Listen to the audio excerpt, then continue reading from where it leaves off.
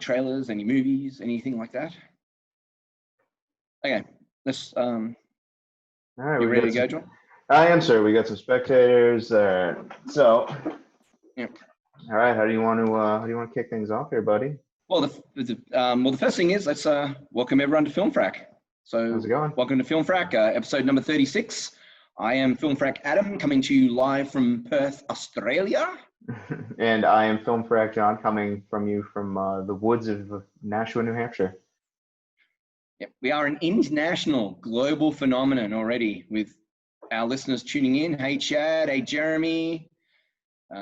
Doug's letting us know he didn't actually watch anything good, unfortunately. Well, fortunately, we've watched lots of good things, so we'll be able to carry that. The first thing, I had to really resist, because we got time restrictions. We had mapped out what we were going to talk about. I had to resist everything to not watch The Five Bloods last night, which went live on Netflix. The new Spike Lee one. Have you seen the fucking trailer for that thing? I have. I think it looks okay. I'm not the biggest Spike Lee fan, but you know that though. Like it just looks. His stuff just kind of annoys me for the most part. There's a couple of his movies I really like. I didn't like BlacKkKlansman. Yeah, BlacKkKlansman annoyed the shit out of me. We talked about that on the show. Like that movie was like all over the place for me. Maybe I just blocked it out. I mean, 25th Hour is just amazing for me. Clockers is incredible. You know, Summer of Sam. I've heard Summer of Sam is good. I haven't seen that one. I've heard that one's a really good one. I mean, I'm a jazz fan, so Mo Better Blues is just fucking amazeballs. But I don't know. I thought the trailer for The Five Bloods was more than enough to entice me. Just with telling a story I obviously haven't seen before, which straight away is attractive. And yeah, I don't know. It had the right songs, and it just had the vibe of everything I think I'm going to like a lot. Spike Lee is uneven for me too. Like for every one I love, there's one that I'm indifferent to. I don't know if I've actually actively disliked anything he's done, but when he's good, he's fucking amazeballs. I agree with that. I just wish he's such a he reminds me of he's for a dude in his who's got to be in his late 50s, early 60s. He's still making movies like an angsty teenager would. That's what annoys me about him. It's like, yeah, man, it's like we get the fucking issues. I understand it. But he's so hung up on just such a base level of. I don't know. I can't. He annoys me. For me, that's artistic energy. I agree. He has a youthful energy to his films, but that's what's so attractive, because so few filmmakers can go and do that stuff just consistently, and you can see the passion for every project on the screen. But either way, we'll be talking. I guarantee you, we'll be talking about Five Bloods next show, so you're gonna have to fucking sit and watch it anyway. No, fair enough. The payoff is that you also get to see King of Staten Island, because I assume that's the one you were dying to watch, because that went live last night too. Oh, did it? Good. I will have to check that out. I didn't know that. Yeah, I'm not keeping up with stuff as much. But because we love Pete Davidson in. You know what else we love? Big Time Adolescence. We love our movie T-shirts. What are you sporting there today, buddy? Oh, well, I'm an activist. And I would just like to give a shout out to Sidekicks, the Frying Dragon, the restaurant in Sidekicks. Yeah. I love me some sidekicks. Man. I love me some sidekicks. It's great. It was like the time when I was like, oh well, Chuck Norris is never making poor Chuck. That's the end of Chuck. Oh no. Once you start making fucking kids Disney movies, you're done. Especially when you used to make these great R-rated fucking nasty fucking pieces where you were breaking people's spleens and stuff. He fucking fights Joe Piscopo with witticism. So I feel like you're really let's not undersell the majesty of Sidekicks. I feel like there is no majesty, but I don't even understand what you're saying. We will agree to disagree on any value at all in Sidekicks. I will oversell the excellence of Sidekicks before agreeing to you on Spike Lee. So fair enough. That's where watch the fucking Karate Kid. Yeah. I'd rather just watch the Karate Kid again and be done with it. It looks like we've got Jeremy. I've said hi to. Oh, Des. G'day, Des. Good to see you tuning in. So the show reel. There's something that's got you really excited this week. What pumped your balls and sucked your nads? That we're gonna be talking about later. Oh no, you're going to be talking about right now. With Vasta Night, because that's what we're starting off with, everybody. No, fucking Bill and Ted, dude. It was a new Bill and Ted trailer. See, yeah, thanks. I can't keep up. You're a criminal. That's your Star Wars, man. That's fucking true. Star Wars. I've been pretty fired up for the new Bill and Ted, and I can't. I think it's coming out in August. That was just sort of a teaser trailer, and it did just enough. it didn't show you like a lot, but it showed you just enough. And it was really awesome seeing like Keanu Reeves like looked oddly kind of wooden in it with like all the stuff that they showed of Keanu Reeves. He looked kind of wooden, which I thought was weird. But Alex Winter's like eyes were lighting up every time he was saying anything, and it just made me so happy to see him so like right back into it. I don't know. I can't. He does have an old man Keanu vibe to him, but I think it's probably deliberate that he's going, well, I'm returning to this character, and this character needs to be different to what he was. But wooden is kind of Keanu's shtick. Like, no, you're not wrong. Like that's kind of his thing, is plank, emotionless, thing that you can insert whatever you want onto it. And he does it, and he does it well. I don't know. I mean, I was completely underwhelmed by the trailer, but I'm completely underwhelmed by the idea of a new Bill and Ted as well. I didn't laugh except for the CG pumped up bodies thing at the end. That was the only time I kind of smiled. That was pretty great too, because like Alex Winter, again with Alex Winter, like Alex Winter got his start making like skit TV shows back in the day, and like he really had like a really unique style. So I feel like that's like right up his alley. So again, like that whole thing, that over the top thing with like the muscle suit and stuff like that, and him just hamming it up like.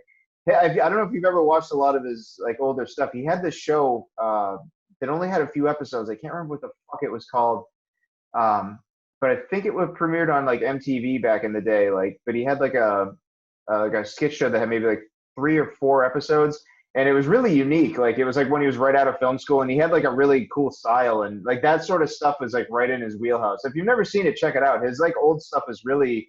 Like it's almost like Freaked, like where Freaked is just like a weird mishmash of things. Like he has. I saw Freaked. I saw Lost Boys. I'm trying to think what other Alex. I think Freaked and Lost Boys might be the only 2 things I've seen of his, other than Bill and Ted. This is him as a director. Like him as a director. Alex Winter, like as a director, is like he does some really interesting stuff.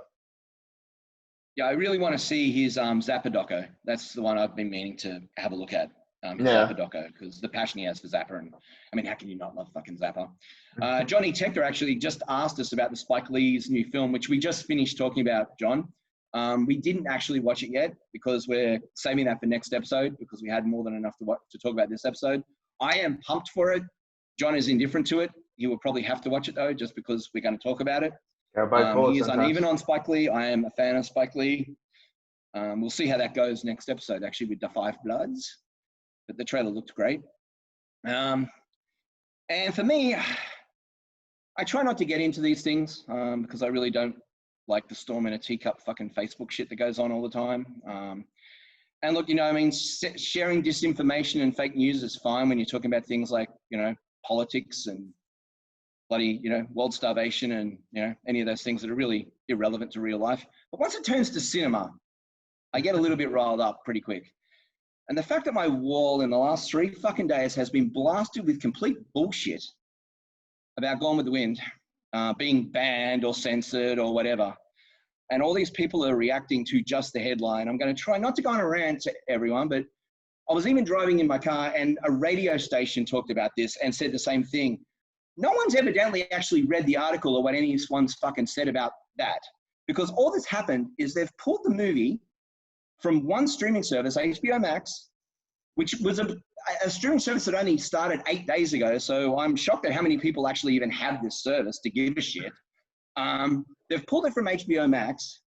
They're going to add a disclaimer to it with some historical context to go, hey, rightfully so, let's add to this discussion with an alternate point of view to just what the classic, we've had 70, 80. I mean, it's the single most successful film ever made financially, adjusted for inflation, still to this day. So this thing's a fucking big film. It's been talked about for fucking 90 years through one lens. And what they're going to do now is just add a different lens to it so that we can all discuss it from that point of view. And then it's going to return. It's probably going to be back in under a month, they reckon, is the latest that I found. It is not banned. It's not pulled. No one's fucking crying and going, we can't have it. There are some opinion pieces saying that, some editorials where a single blogger is saying, hey, let's get rid of it altogether.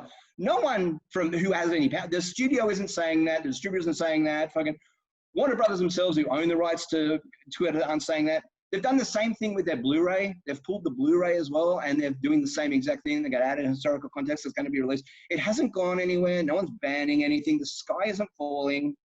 Stop fucking freaking out and try reading the article first. because we all make fun of like people when they go off on a political rant where they clearly haven't read what's actually going on and think that, you know, defund the police means that police are going to be gone, for instance, not to get onto that, but like, do some research and look at what happened in 2012 with defunding fucking police in New Jersey. You know, it's not unprecedented what's going to happen. Same thing, do some goddamn research. And so all these people who are reacting like the sky is falling or that, you know, cinema's being threatened.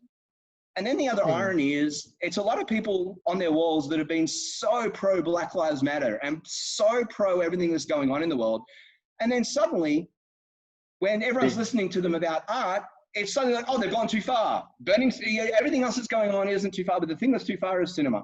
And I'm not saying they've gone too far there. I'm not going to comment on that. All I'm going to say is that if you've got a fucking point of view where you're listening, and here's the key, just keep listening.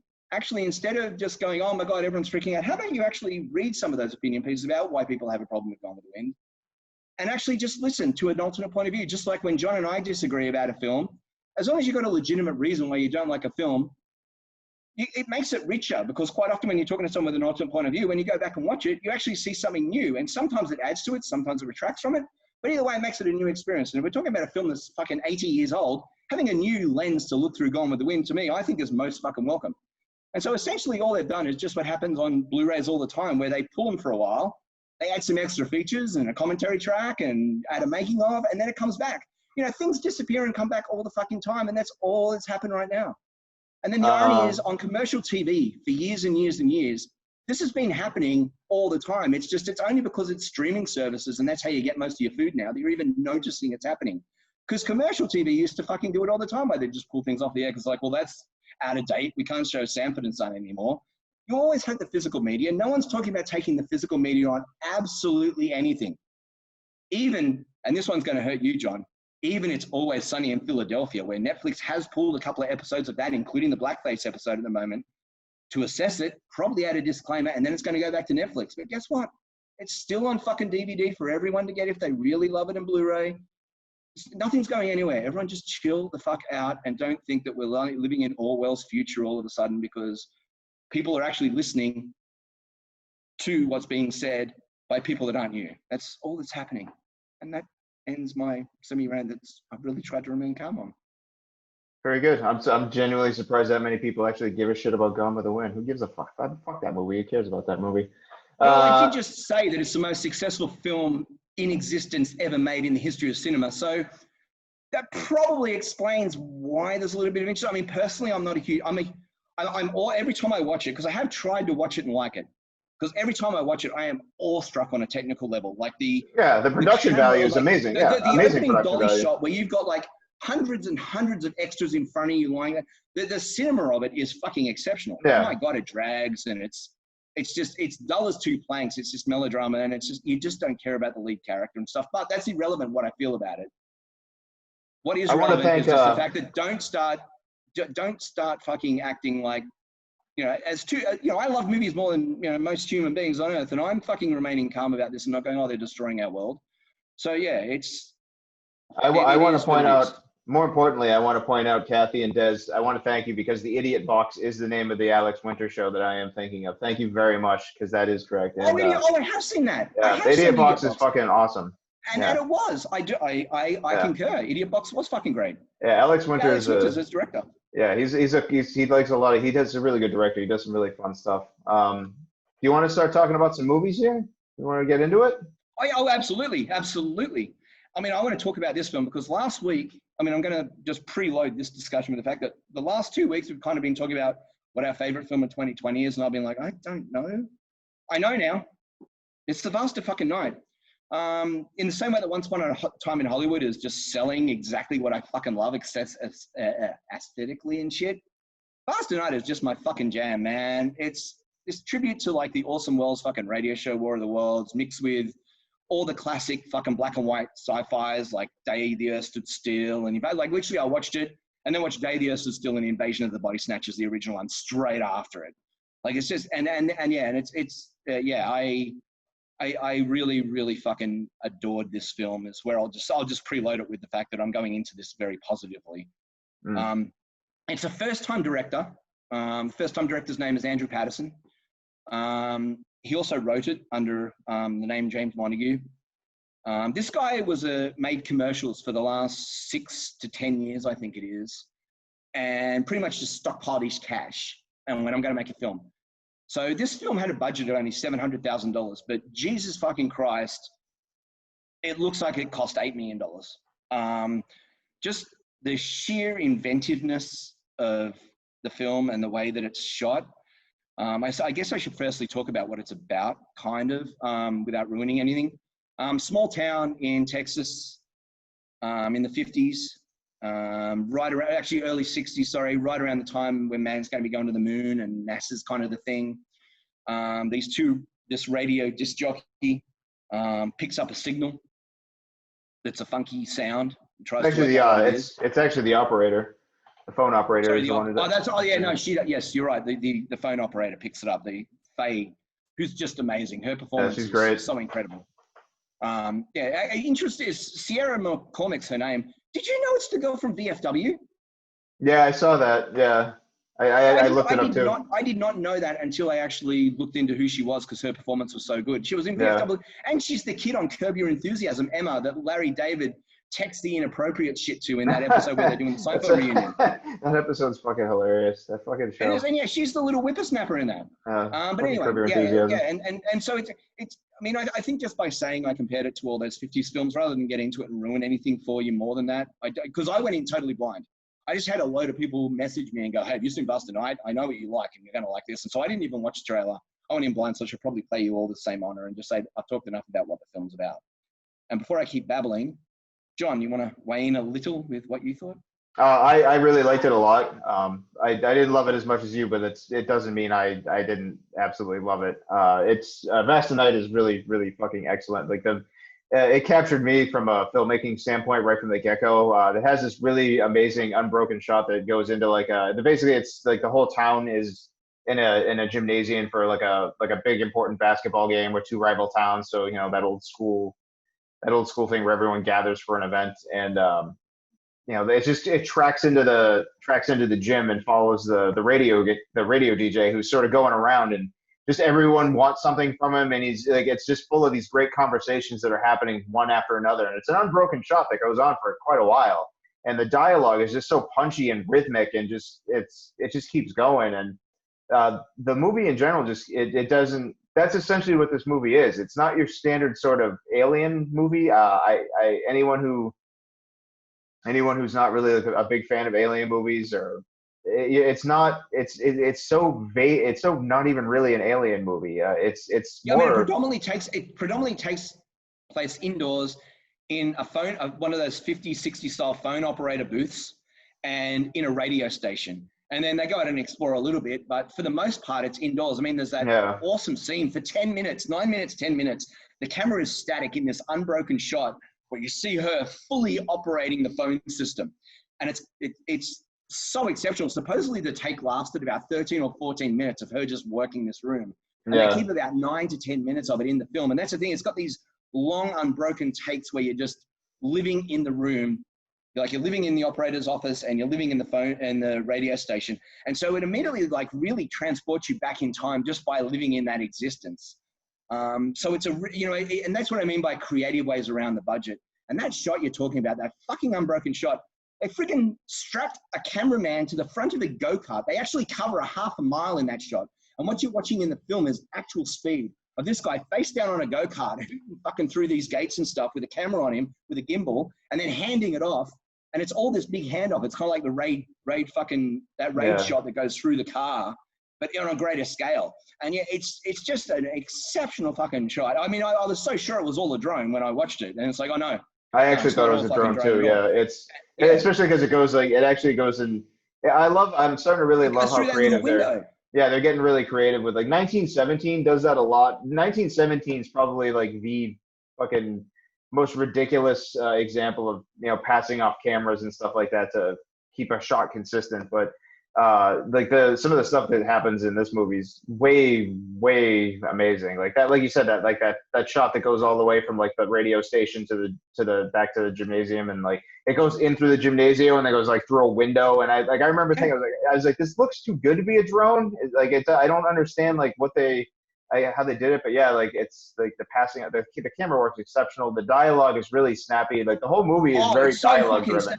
Yeah, it's very I mean, dialogue driven, and the characters are fucking tremendous. Like they have such a good rapport, and like there's even like that element of uh like the relationship element between the between Evan and what was her name, Faye, like that whole relationship element they have where it's like you just want them to like get together by the end of the movie, and it's very unspoken, and it's really really really well handled. That movie's it's just doing its own thing, and it just so happens to be an alien movie on top of it. It's very clever and very unique, and I'm glad it exists. It was very refreshing actually.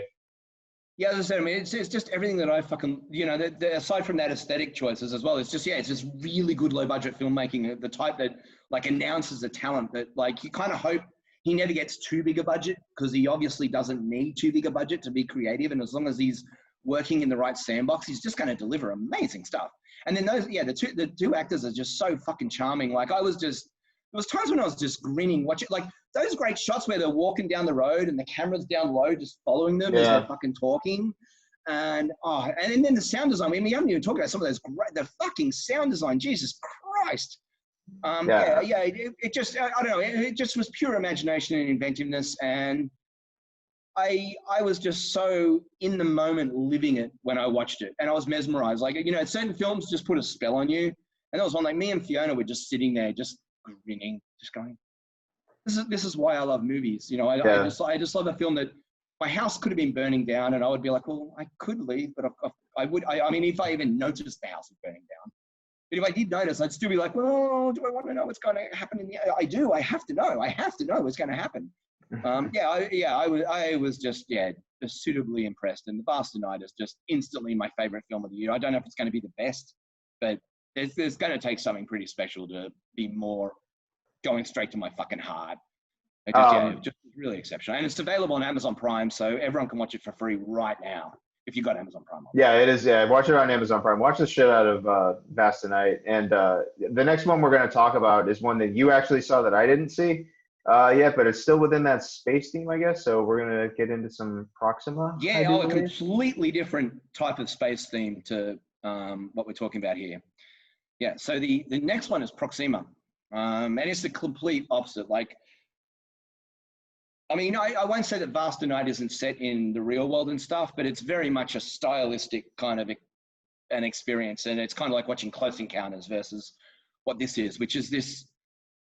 There's very few sci-fi films made that are so fucking grounded in truth and authenticity the way that this one is. Like, when the film ended, I felt like I'd watched a true story. And then there's some stuff that actually happens in the end credits where you're like, all right, I understand now why it felt that way. But this thing's oh man, it's just all these small scientific and psychological details of what it takes to be an astronaut done in such an intimate way. It's just amazing. And it's tackling this mother-daughter relationship, this angle of being an astronaut that I don't think gets tackled in cinema enough. Like sometimes in the right stuff, like there's a phone call home or something, and you do get an idea of this, but this single mother, Eva Green, I should probably start by saying it's a European film. It's a European production, and Eva Green stars in it. And she's a mother, and it's primarily about a mother-daughter relationship. And the young daughter, who I think is about 7 or something, because I'm not good with kids' ages because I don't really pay attention to them that much. And just about separating where, you've got to kind of explain what mummy does for a job. Hey, this is what mummy does for a job. And then just, learning as it goes how much fucking sacrifice goes on. And it doesn't shy away from obviously how hardcore the training and everything else and the self-discipline you've got to have, and how, to be that exceptional as a human being, takes, it takes more than just wanting to be a fucking astronaut to be an astronaut.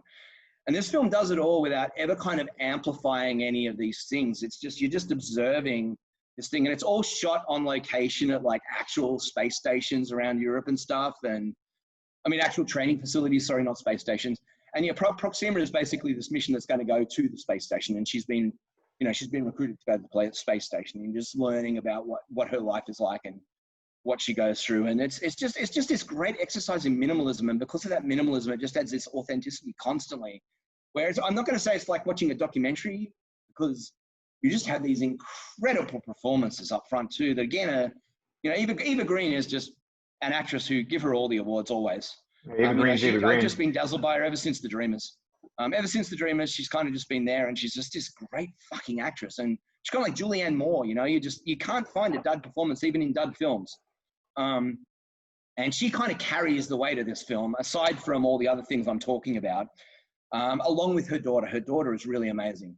And then you've got this kind of unique international flavor too that's wonderful, where you've got like Matt Dillon's the American, for instance, who's leading the mission. And he's also, you know, he's the stereotypical American, but not done in the stereotypical way. In other words, you kind of, yes, he's kind of a jerk, and he's kind of arrogant, and he kind of, you know, unintentionally, you know, pushes the fucking, you know, patriarchy on her and stuff. But none of these things are amplified. So it's not like it's beating you over the head with it. You just realize that, like, there's just times where the truth is you're thinking him more as a boss than as a representation of an American or this sort of stereotype. And it's just like, oh yeah, we've all had bosses like that, where they don't even realize when they're fucking saying something that's just fucking idiotic or something like that. And again, it's not like extremely idiotic. Like, don't get me wrong. Like, these things I'm talking about are really subtly done. And then you've got this Russian who's kind of the, you know, again, the quintessential Russian, who has absolutely no fucking problem working with women. No, there's no gender lines or anything with this Russian. He just wants to get the job done. He's a fucking incredibly disciplined and wonderful person. But he also understands what it's like. And another thing I love, like the fact that, you know, of course, if you're going to work on the International Space Station, of course everyone's fucking multilingual. Of course everyone speaks fucking 3 or 4 languages. And it's just done so fucking casually. And this, again, it never draws attention to it, but just casually, you know, someone will be speaking French, and then suddenly they'll be speaking Russian, and then suddenly speaking Italian. And it just sort of drifts depending on who they're speaking to. And, you know, everyone can kind of just seamlessly mesh. It's this perfect little microcosm of fucking a united world. And you see this, and the way the team dynamic's built as well, isn't this way that, again, punctuates it or rises music, or there's this one single moment that brings the team together. You just see these little things happen where people are forced to work together briefly, just like you are in an office where somebody has to get out in an hour. Oh, well, shit, can you do this and can you do that? Oh, yeah, sure. And then it goes on. And the film just never draws attention to itself. And I mean, I could rave about this film forever, but in its own way, Proxima kind of impressed me as much as The Vast of Night. It's directed by Alice Winker, who wrote the film Mustang back in 2015, which was a great fucking film. And a film called Disorder, which I saw too, about a PTSD soldier who was a bodyguard. And I know, it's just something really human. Let's just say that. It's a sci-fi film that's much more interested in the human aspect than the fiction aspect, but the science is just fucking phenomenal. So phenomenal. Oh, yeah. It just made me, I instantly was obsessed and spent the next 2-3 hours after watching the film just researching, like, what was real, what wasn't, where was the line drawn on this? Like, amazing film. I was, and it made me cry. I was so touched by the drama. The mother-daughter relationship with that core is just beautifully done. It's exceptional. It's absolutely exceptional. I'm not sure where you can see it in America because it's only released. Yeah, I don't think it's out anywhere because I tried to watch it and I couldn't find it anywhere. So I don't think we have it here yet. So once it does, though, I'm gonna have to definitely give that a watch. But let's dive into. I mean, I don't want to rave on anymore because it's a one-way conversation. But that's Proxima. Obviously, I was impressed and really, really fucking liked it, and it'll most likely be on my top 20 at the end of the year. So the next thing we're going to talk about something we both watched, and I think we're both pretty impressed with. Trip to Greece. Well, because I started babbling and held that one, you can start on this one, dude. Run down Trip to Greece. Right on. So if you've never seen the Trip movies before, this is the 4th entry, I believe it is, in the Trip series with Steve Coogan and Rob Brydon. I fucking love this series of movies. I think it's one of the best comedy series that's frankly ever been made. And this one's probably my least favorite out of all of them, but honestly, like, it still hits hard when it needs to, and it does that thing where it rides the line between being genuinely hilarious and part scripted, part off the cuff, and also really touching when it needs to be. Like, all of these movies have one common thing going for them, and it's like there's a really underlying element of seriousness and pontification on life itself. These movies are really heavy on the human experience, but they're also just two assholes, that are friends going around eating food. It's these are such wonderful films. All the Trip movies are awesome. Like I said, this one's probably my least favorite, but still, it still is like a wonderful time. I love hanging around with these two jerks. Like I genuinely do. And this Steve Coogan's character is just really, kind of morose and just always has these heavy things that are going on. And Rob's always kind of got like the light, like the difference between like him and Joe having like a really close family, and Steve's kind of like the successful loner, and it's really well done. And I just really like the life lessons that they go through. And I don't know. What are your thoughts on this one, man? I mean, I fundamentally agree with everything you've said. I mean, if I'll start with saying, if you like the other Trip films, you'll like this Trip film, right? Like that's the first thing you got to say about a sequel is, if I like the one before, do I like this one? Yeah. I mean, if you like the other Trip films, you're going to like this one. I'm on the one hand, I agree with you. I think this might be my least favorite. Yeah. But I also say that not really sure which one's my favorite. I kind of just like the experience of hanging out with these two twats. Yeah. These two fucking, well, Rob's not oblivious, but Steve fucking just such a fucking jerk.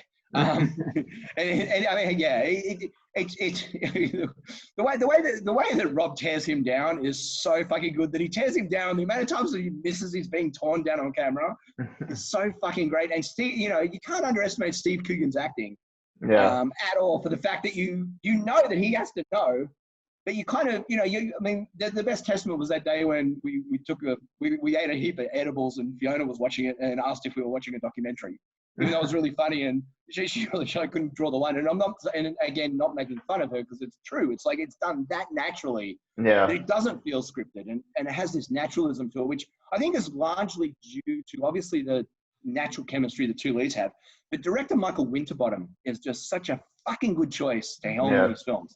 24-hour Party People and fucking 2046 and The Killer Inside Me. And so many other films. Like, he did so many other, like, Michael Winterbottom is one of those workman-like directors that can shift genres. And the one thing that's kind of always present is this grounded kind of characters. He never makes movie characters. He always makes people in movies, even when it's a genre film like Killer Inside Me, or when it's a film like Code 46, a sci-fi.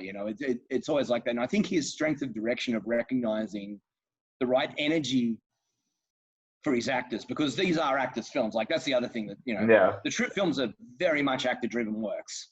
I mean, I think the script is obviously so good that you forget it's scripted. And I think, you have to assume that so much of it is just improv, right? Oh, yeah. If it isn't improv in the moment, it was improv and then written down and then done again. Yeah, it's very loose. There's it's the most professionally loose film I think film series you could watch. Like, and it's funny because like our mutual friend Phil Healy, like, to me when I watch these movies, it's like me. I feel like it's just like me and Phil hanging out. Like, I feel like it's that same sort. Like, Phil's obviously fucking Rob, just with that snark. He's always just busting my balls, and like I'll just like catch up with it 5 minutes later, just be like, you son of a bitch. And every time I watch these movies, all I can think of is fucking Phil and how much I love hanging out with that old jerk. But Phil's fucking good value. Shout out to Phil Healy, man. You rule. We love you.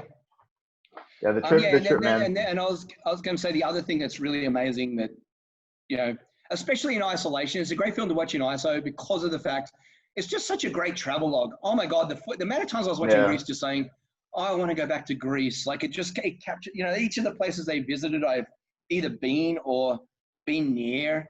And the way that they even insert these little bits of travelogue to it of, hey, we're at this site and this is what happened back in the past, and they try to be a documentary. And then the way that, they're trying to one up each other with their facts and who knows more about a place and all that sort of shit, I mean, goddamn, some of those jokes in Greece are just so funny.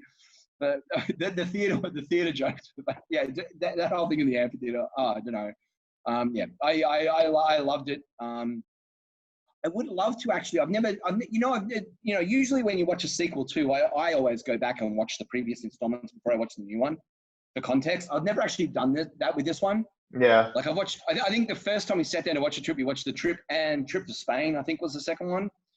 That's the only time I've ever watched like two of them in a row or anything. I've never actually sat down and just spent a day with The Trip. And I would like to do that. I think that would be fun. And I'm curious. I like how the funny thing about this one is the way that the last one ended. The last one ended in like this horrific situation where he's like stranded in like another country without a car and he's like left on his feet. And like I love how it's just left. Yeah, it's just left as like a fucking Passover joke in this movie, where it wasn't even like they don't even like go into it. It's just like, yeah, really, that really was a sticky situation. It's just like brushed over so fucking effortlessly. And the way this one ends is like all these movies end super heavy. Like, and this one ends like I would argue that the most, you know, heavy out of all of them. And from what I understand, this is supposed to be the last one. And if that's the case, like if you're ending the series on a note like that, it's just a testament to how these movies really managed to do a lot of things really well, like being very airy and light, but also at the same time just really coming at you with some really hard hitting life things. And I think they handle them really effortlessly. I do like, I think if I recall, every single one kind of ends with something so fucking real life and horrible in a way that it just forces Steve Coogan to have some humility. Yeah. Like it kind of humbles him. Like they just hobble him at the end of each one. They're like, oh, and here's what real life does to you.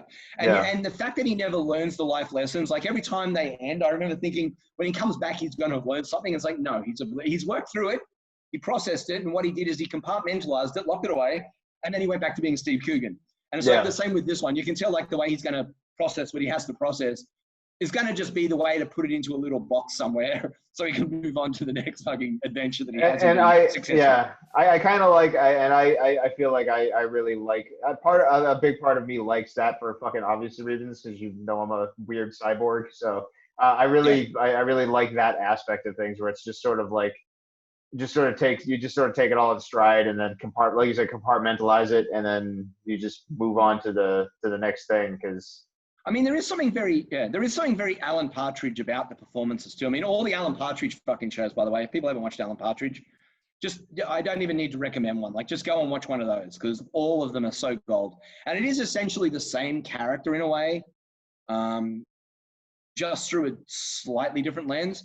But those Alan Partridge shows do the same thing too, where, you know, that obliviousness and that compartmentalization. So I just wanted to plug the Alan Partridge shows, and also the Laurel and Hardy one that he did with John C. Reilly. He's amazing. I still haven't seen that. I heard that was good. If you watch Trip to Greece, he plugs himself enough about how good he is. Yeah. Talking about his BAFTAs. My BAFTAs. well, one of us at this table has a BAFTA. What's a BAFTA? It's a British Academy Award, sir. Fucking Trip to Greece. Like if you've never watched the Trip to Greece, watch Trip to Greece just came out. It's on Netflix. I believe it's on Netflix right now. Or no, it's on. Is it on Netflix? I think it's on Amazon, because I rented it. I did pay to rent it. So yeah, it's on Amazon. But I don't know if the other trips there was a point where like the Netflix had like all the Trip series on. So look around, but it's definitely on Amazon Prime. And it's fucking awesome. Like the Trip films are fantastic. There's 4 of them. Watch all of them. They're all an absolute delight. So. Yeah, I mean, and again, especially in ISO, just being swept away to those locations, these gorgeous locations where these two twats are there. And the thing, there's this superficial, you know, like the superficial way that Steve Coogan experiences these beautiful locations with this detachment where he's really not ever in the moment, even though he has all these facts and things that he's read about, and he seems to have this appreciation for it. When he's actually there, you can tell he's not really there. But I also love that. I think that's you're definitely the Rob Brydon. I think if this was you and I hanging out, because like I really like that too. Like the just like you just know the thing, so it's like you're ready to move on to it. You're just like, yeah, that's what that is. So it's just like there's almost like a weird like apathy to it. Like it's I love the relationship and the characters, like the little quirks and mannerisms they each have. These fucking movies rule. The Trip movies are awesome. I fucking love these movies so much. Yeah. Let's move on to the next one. Sure. Only because I feel we've talked enough and people know what they're going to get on that one. And we'll move on to one that was you've seen that I haven't seen, right? And I do need you to see this one because this is one of those ones that I watched the trailer. I tried. Mm. I had to go between the platform and this to decide which one I was going to watch, and I decided the platform. I think you made the right choice as far as something that'll be fun to talk about. But this is, like you were saying, The Vast of Night is going to be one of your favorite films of the year. Dogs Don't Wear Pants is going to be one of my favorite films this year. This is a really, really weird Finnish film that is about a guy whose wife dies, and it's him just sort of getting involved with a dominatrix and having like these weird sexual and sort of almost suicidal life experiences that lead him down like a really weird path. And this movie's it's funny and it's super serious and it's horrific. There was a scene in this. There's this one scene. I have this thing about teeth where We like do love horrific. If a scene involves teeth, I'm fucking sitting there like this. And this movie had me fucking cringing for a good 5 minutes because the scene goes on way longer than it needs to, and it knows it. And I'm just sitting there whinging for fucking 5 minutes, with watching through the cracks of my fingers, hoping it ends. But it's a beautifully shot film. It's got a really great synth soundtrack. The acting's all really well done, and it's just like it's a really twisted. It's a very twisted tale that I quite enjoyed a lot, and I don't really know how to explain it any better than that. I really feel like this movie's definitely not going to be for everyone. Watch a trailer for it, and if that does something for you, I highly encourage you going down the rabbit hole. But yeah. So dogs don't wear pants is a great title. By the end of the film, do you know why it's called that? Yeah, because the dominatrix refers to him as don't ruin it. I just want to know if they. It's nothing terribly it's nothing terribly mind blowing. It's just like referring to them as a dog. Dogs don't speak, that sort of thing. Like it's nothing terribly mind blowing. But the dominatrix aspect of it is like there's these two fucking like hugely broken people. These two ridiculously broken people that meet up with each other and their lives are fucking collapsing personally, and then they meet up with each other and are united by this just horrific.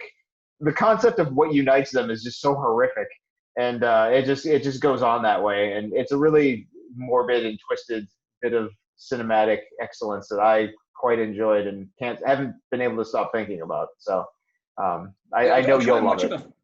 Yeah, I'll try and watch it before next episode so I can at least weigh in for 2 seconds on what I thought of it. It sounds like it's going to be great. Our buddy Andrew Payne, and he saw it twice. Nice, man. Yeah, I really like that. And this is it's a 2019 film, but I also in that same night watched. I finally got the chance to watch fucking Daniel Isn't Real. I wanted to watch that so fucking badly last year, and I just never got the chance to see it. And I finally watched it the other night, and it has been going through my mind nonstop since. Like, Daniel Isn't Real is fucking amazing. That movie's amazing, and I need to buy it immediately. It's like if someone took Jacob's Ladder, fucking Fight Club, and what's the other one I really equated to? Donnie Darko, put them all in a blender, and he actually managed to make something unique out of it, an original. And I fucking love that movie. And I liked it a lot. I clearly didn't like it as much as you, but it's definitely a recommended movie from me too. I think it stumbles a little bit in its second half. The first half just felt a lot better, but there's certain things that happen in the second half that, again, that level of invention. It's a film that's very inventive with that thing. It really is. The way he uses that house is just incredible. Yeah. And the way, and Patrick Schwarzenegger is kind of just a great ghoul. I never would have, like, all the couple things that I've seen him in, I've been very unimpressed with him.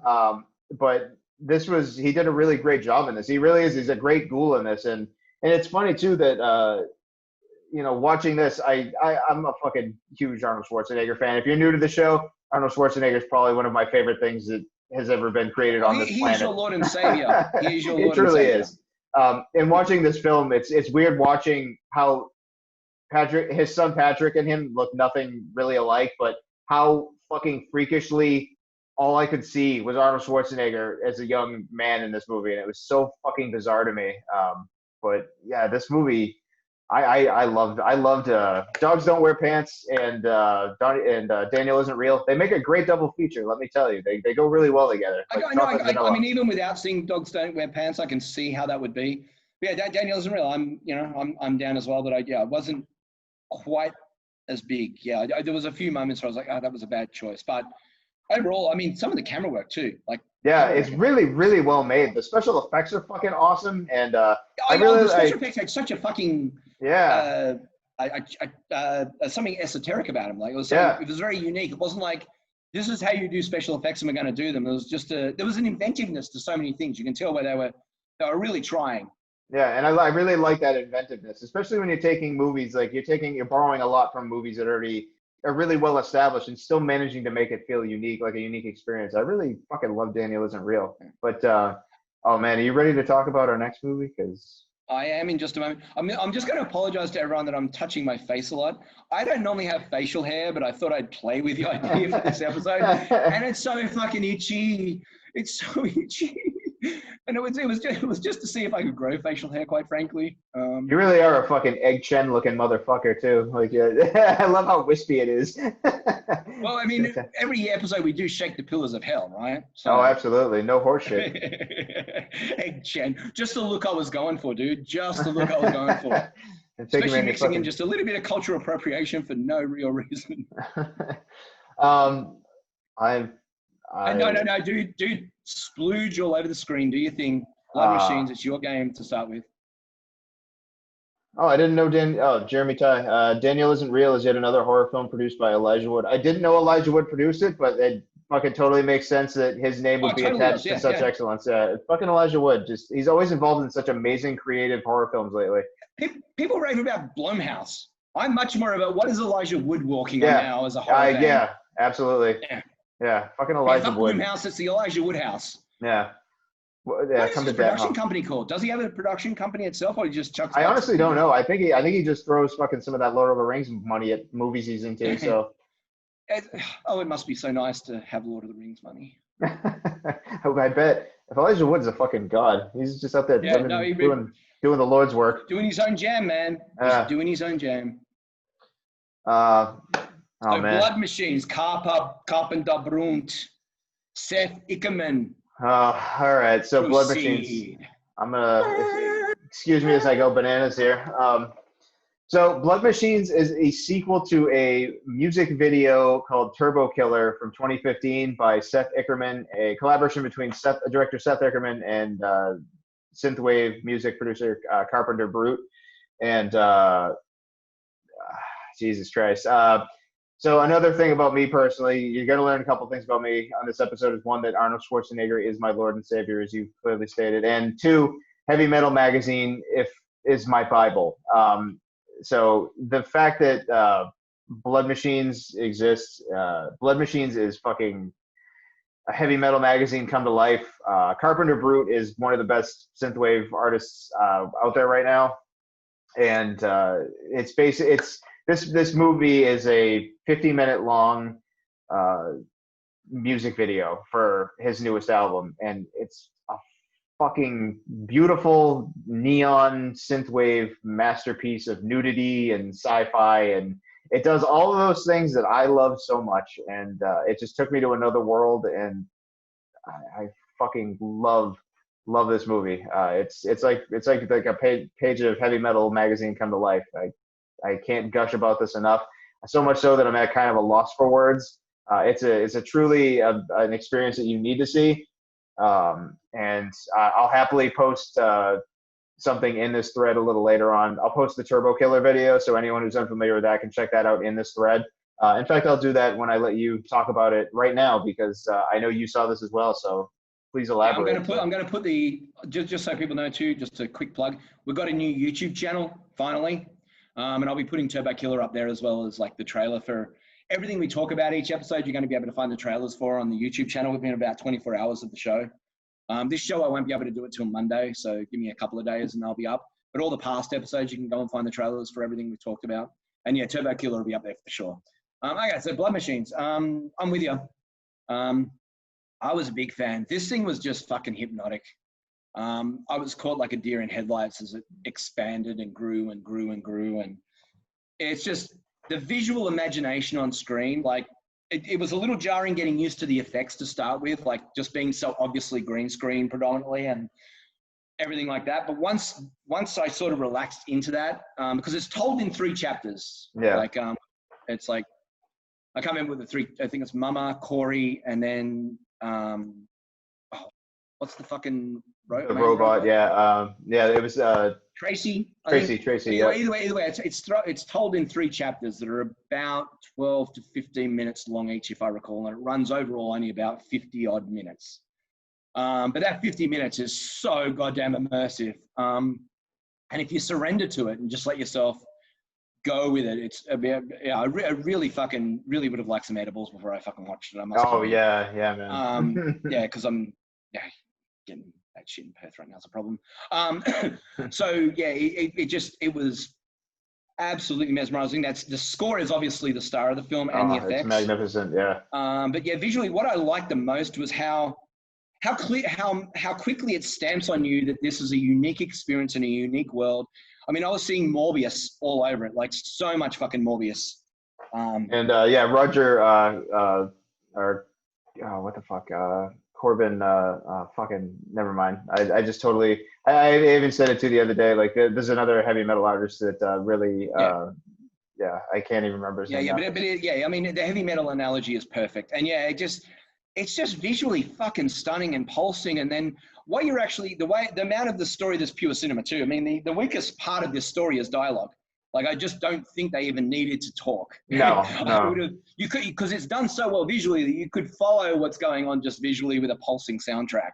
Yeah. And like, the setup is very much an intro act one. It's a 3-act play, and you can very much see that. It just grows and grows and grows, and the mythology it's building and the world it's building, and then by the end, like, I was kind of just gooey in my seat going, my mind is exploding at the ideas you're throwing at me, and you're doing it all through these visuals and what's actually happening. It's just such a big fucking idea, and it's not that the idea hasn't been done before, but it's just visualized so fucking well. I can't emphasize how much this is pure goddamn cinema. And I mean, I hope like the backlight in Perth shows it or something, because I need to see this on the big screen. Like I need a here is just not big enough. Like I want a cinema release for this, or I want to at least see it in a cinema. You know, if I ever get a backyard projector, it's gonna be one of the first things I throw on, as long as I've got big fucking giant speakers. And I really want it was about 11 o'clock at night. I chucked on the headphones, cranked it, and just became as one with the movie. Blood Machines is just, I mean, I also understand, like, it's getting a lot of hate as well. A lot of people are like, oh, the effects are fucking terrible. It's like watching a sci-fi TV show and stuff. And I'm like, well, obviously you're just not watching it right. Yeah, the effects are fucking awesome. Like, the use of color and like, I really like the way the effects are done. Yeah, the colors are fucking amazing. Everything is got like such its own unique visual flair, and the fact that like so much neon. You and I are such fucking balls out fans for neon and synth. Yeah, the way it's lit, like the fucking camera work, it's shot on the red, so it's got like it's got a very like specific visual style to it, and it's very I fucking think it's very beautiful. Like, I'm sitting there watching it wondering, you know, how the fuck it was even made a lot of the time. And as a filmmaker, like, I love it when I watch something and I'm just like, how the fuck did they do that? And then, you know, you watch some of the behind the scenes stuff, and it's them taking fucking cars and putting on a treadmill, and like just all these little old school techniques, but also like shooting a guy like in an actual car, fucking going sideways, and then taking that and putting it into like one of the little micro cars. It's like, what's like, it's taking all these like that making of on Turbo Killer is just fucking great. That's amazing. Yeah, it's as good as the Turbo Killer clip, watching how they made Turbo Killer. Yeah, I'm really excited about that nice synth fucking soundtrack. Yeah, I've been listening to that all week too. I've been fucking running to that all week. That's a great soundtrack to go running to. But yeah, which one? The Blood Machine soundtrack? Yeah, the Blood Machine soundtrack. It's fucking great. Yeah, I listened to it a couple of times this week too. I mean, I've had a crash course in Carpenter Brute because, as I said, you did show Turbo Killer to me a few years ago, and I totally forgotten. And then when I was like, oh wow, I did see this, and I didn't follow through. So I followed through this week and just got everything Carpenter Brute. And, you know, I mean, I know that he's anonymous and he's doing the Daft Punk thing. Yeah. But I so want to interview that motherfucker. Even if we can do it by email. So I am going to try and make that happen. Not that I'm promising. I'd love to talk to Seth Ickerman too, the director of this, because I really love what that guy's doing, and I can't wait to see what he does next. I just love the use of just like it's that heavy metal magazine thing, man. Like it's like you said, it's just gratuitous sci-fi violence and nudity and like just a shallow story that doesn't really need explaining because it's all there visually. Like I love how it's just visual storytelling, and that to me is so much. It goes so much farther. It's a simple narrative. I don't think it's a simple story though, man. That thing fucking by the end, the ideas that they're shooting at you at the end are pretty big fucking ideas to unpack. Oh yeah. The way they use the souls and stuff like that. Yeah, that whole scene. I mean, the whole purpose, the whole point of the story is just like, whoa.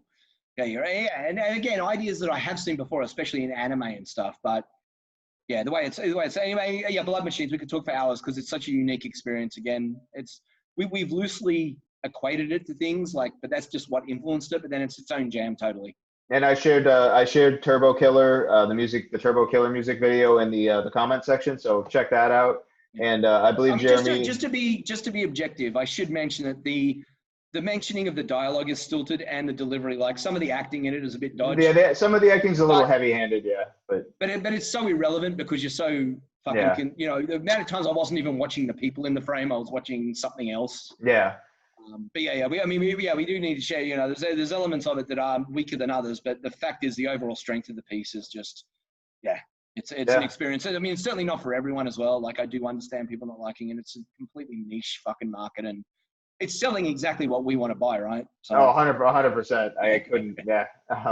I know. Let's get into the next film that we're going to talk about, and I know that you like this one more than I did. I liked it. I just didn't like it as much as you did. So why don't you kick things off on The Lodge? The Lodge. Okay. Yeah, this is one I wanted to see for a long time. I am a huge Riley Keough fan. Riley Keough rules. Under the Silver Lake, Hold the Dark, House that Jack Built, Comes at Night, Logan Lucky. I don't know, loads of fucking stuff. It's actually Elvis's granddaughter, which obviously, my Lord and Savior, the King, hail to the King. But she has real skills, like. I really like her. I don't know if there's been a showcase of her ability to carry a film better than this film, because she is just phenomenal. Yeah, like I mean, it really is the first thing you got to talk about is her performance in this film. Regardless of everything else, whether or not you like the narrative or the fucking anything else, her performance is fucking phenomenal, and it's right front and center. It's directed by the pair that did Goodnight Mummy. Which I was a fan of as well. I fucking hated that movie. I hated that movie. Yeah, but I liked it. I didn't like it as much as this film, which I truly fucking. This is a much better film. This is a much better film. I mean, I suppose I should just start with like the atmosphere. The first thing that the first thing that sells me is anyone that knows me knows that with horror films, like real horror films, you cannot go too dark. You cannot be too bleak. You cannot be too savage. You cannot fucking put me in horrific situations that are too horrific. That is me in horror. And this film just puts you in a psychological fucking situation that's just so fucking traumatic. It's just horrible. It's just horrible. And then it's got this great fucking atmosphere. Like atmosphere goes a long way with me too, as you know. Like if you've got the filmmaking fucking muscles to be able to create a consistent atmosphere that works, where you're using sound and vision to create a tone, this film does that so fucking well with those long shots and then the juxtaposition to a close-up, and the camera work is just fucking, it doesn't draw attention to itself or anything either. It's just a beautifully goddamn shot film. Like the use of like some of those wide shots out in the tundra. Yeah. Oh my Jesus Christ. I was, it's one of those films that the other reason I like is, there's an element of suspension of disbelief in 90% of films anyway. And there's some things that happen in this film that if you think about them in the context of not the film, you can't buy them. But within the context of when you're watching the film, you roll with it so fucking easily. And that's part of the problem. That's part of the issue I had, because you know how I am with horror movies, where I tend to put myself in the situation in a horror movie, and if I'm not buying the situation, then I have a hard time yielding to what it's trying to sell me. And that happened to me more than a handful of times in this. But overall, like I'm kind of glad you pointed that out because that's I really like the atmosphere and stuff, and like her performance as always is she's fucking great. I really like her a lot. Uh, but yeah, like it's that disconnect that I have. So to touch on that. That's really interesting too. Like I haven't had this discussion with several people, but I've been meaning to have it. Like the way you watch a horror film, like, I mean, movies in general, we can all watch them through our own lens. Horror is one of those genres where I try to watch it through the character's eyes, not mine. Yeah. I try to not think what I would do. I try to transport myself into whatever the characters are going through because horror films notoriously make bad decisions. You know, characters make dumb choices all the time. But if you set it up in a way like, you know, we've got characters here like two children who are dealing with the fucking profound grief of losing their mother. Yeah. And I'm not really ruining it because it's the first 5 minutes of the film. But I mean, even the way they do that, like, shocked and startled me. But oh yeah, that was great. Also, the fact that was Alicia Silverstone blew my mind. Yeah, yeah. But, and that's what I meant by I was able to buy it because I was able to, because unfortunately, I've experienced extreme grief, and I've seen how everyone experiences grief differently, and I can't even imagine how you would, I lost my father in my 30s or 40s, I don't know, late 30s. I'm a fully grown fucking adult, and processing that was so fucking goddamn hard and confusing. I mean, I still haven't, like, let's be honest, I still haven't. There's a lot of that I've pushed aside. And to imagine being a child going through that, I just can't even wrap my head around it. So I'm willing to buy a lot of shit because I know how many dumb things I did as an adult when I was going through grief, and just how many things that weren't my personality too that came out in me when I was going through grief. You know, I remember, for instance, getting like so shitty if I was in a shopping center and someone laughed. I felt like throttling them to death and just going, "Don't you know what I'm going through?" And I'm not that dude. I don't even notice. I'm happy to hear people happy, but I just became a different human, and so I'm able to buy and transport. And even though I'm saying I don't watch it through my eyes, I'm just so. If there's one thing I'm not judgmental about, as long as there's a line with grief, and trust me, like and this will, without ruining any, as long as you're not hurting anyone, you can process grief however you want, and I'm pretty much not going to judge you for what fucking stupid shit you do, because it's a fucking big emotion to deal with. And so, yeah, kids dealing with it, I just don't know how you would deal with it. But yeah, I mean, the strength of this film is the atmosphere, but the pacing was really exceptional too. The way that it kind of was just these tiny little paper cuts, building and building and building, and these paper cuts and these paper cuts. And then it's not till the last like 20 minutes of a nearly 2-hour running time where it suddenly just goes to the meat of it. Yeah, and my sympathy, the ever-shifting sympathies and empathies and everything that the film does, it was just a very human film. Like, it's another thing I like about horror films that I'm a fan of, is the ones that are really human. And this one was just really fucking human. I was really impressed. I mean, it does have its flaws. Like, don't get me wrong. I don't think it's a perfect film. I gave it 3.5, if I recall. But it just has more than enough strength for me to recommend it. And for me personally, I really liked it because of just how fucking bleak and miserable and sorrowful and depressing it was. I did like it when it went down that road too. I love in horror. And I liked it when it went down that was, for me, that was the best stuff too. And for me, it was a 3 out of 5. I liked it. I don't think I'd watch it again, but I would recommend it to people, and I think it was worth checking out. It's exactly like you said, like some of my inability to fully sort of get immersed in what was trying to be presented to me wasn't the film's fault. It's just me and how I process things as a person. So I totally understand. It's like, I mean, I'd put it in the same category as any A24 horror. Like, they're kind of making niche stuff. And so if you turn around and go, "Hey, I hated fucking Midsummer," or "I hated The Witch," or it's like, fair enough. I understand. And this is another one with The Lodge. I'm certainly not going to force my opinion on anyone with it. For every person that likes it, I assume there's fucking 5 that hate it to fucking bits. Yeah. And probably hate it for the reasons you didn't connect with it on that level. I mean, the 3 out of 5 is a really fair score because, yeah, there's no denying the sheer technique. Like, again, those things that are the fundamentals of making a movie. Like, where to put a camera. Yeah. You know how to move a camera. You know how to put a camera in a position that's going to make me nervous. You know how to hold a shot and not cut from it to create an element of anticipation of something happening.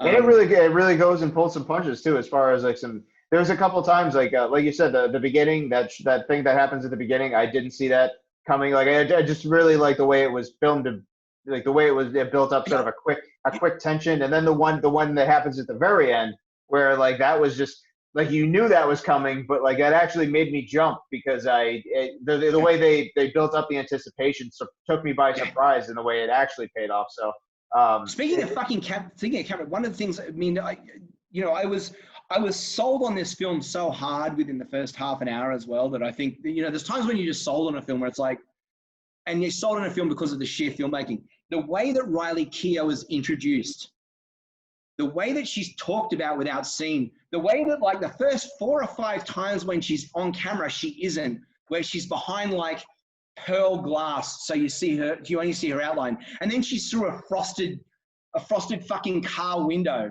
and this anticipation of finally meeting this almost, she's built up to be this almost spectre-like character to these children, because for the first half of the film, at least, you're watching it through the eyes of the kids, right? The paradigm shifts are so well done in this, and you're definitely watching the film through the eyes of the kids, and the fact of these kids and the research they do and what they find out about her, and then the way that, as I said, the way that she's shot through frosted lenses and ice and things, and you're not ever seeing her, and she's kind of this presence. She's almost like the shape in Halloween, where you're not seeing her directly. There's this implication of what she is, and so by the time you actually get to meet her in the car, and even then, it's through, he calls her on the car on the phone. I don't think this is a spoiler scene at all. Just, calls her on the phone, talking on the phone, and, immediately he dials, you hear her ringer. So you know that she's close by, and the kids kind of go, yeah, in the back seat. And then she comes around, and then he gets out of the car and he talks to her. And so again, you're not seeing her, you're seeing him talk to her through this iced window, so you can't see or make out who it is or what her face looks like or anything. And then she gets in the car in the front seat and sits down. As soon as she sits down, the first time you're seeing her clearly, but you're only seeing the back of her head, he turns around and his phone rings and he goes, I've got to go. And so the very second that the kids first get introduced to her, the father, who's the one connection and safe thing, gets out of the car, and then she's in the car alone with them. I was just like, oh, fuck, man, that's how you friggin' introduce a character. Like, it's just, I think that was the second that I was like, oh, I am all in on this film because this guy knows what the fuck he's doing. Well, these guys know what the fuck they're doing. Well, this guy ain't doing what the fuck he's doing. And Jeremy Tyler just chimed in with something. I just want to say, man, like the scores I think for this don't necessarily like. I think everyone's going to get your mileage will vary on this one. So I would recommend, like, we're both recommending you check it out. It's not one of those ones. I'm highly recommending you checking it out. I'm just trying to emphasize it's not for everyone. Yeah, and like I'm sort of middle of the road with it only because like I agree with everything Adam's saying, and I just, for me personally, when you're giving me a horror movie, like especially a situational horror type film, that like I relate to it more when it's again, it's based off whether it's a serious movie or not, or whether it's a goofy movie. But like, again, I'll fucking tout The Ritual like I always do. Like that's the sort of movie where you're put in a shitty situation, but everyone's making decisions that you feel you would probably make in a situation like that. And when those don't work, then that's when you're like, all right, well, fuck, I guess I'm in on this. So two things actually. Firstly on that, like that's the other thing is I am the dude that I don't have the ability to know what I would do in a situation like those situations to actually go, oh yeah, I'd be the guy that lives or the guy that makes a smart choice.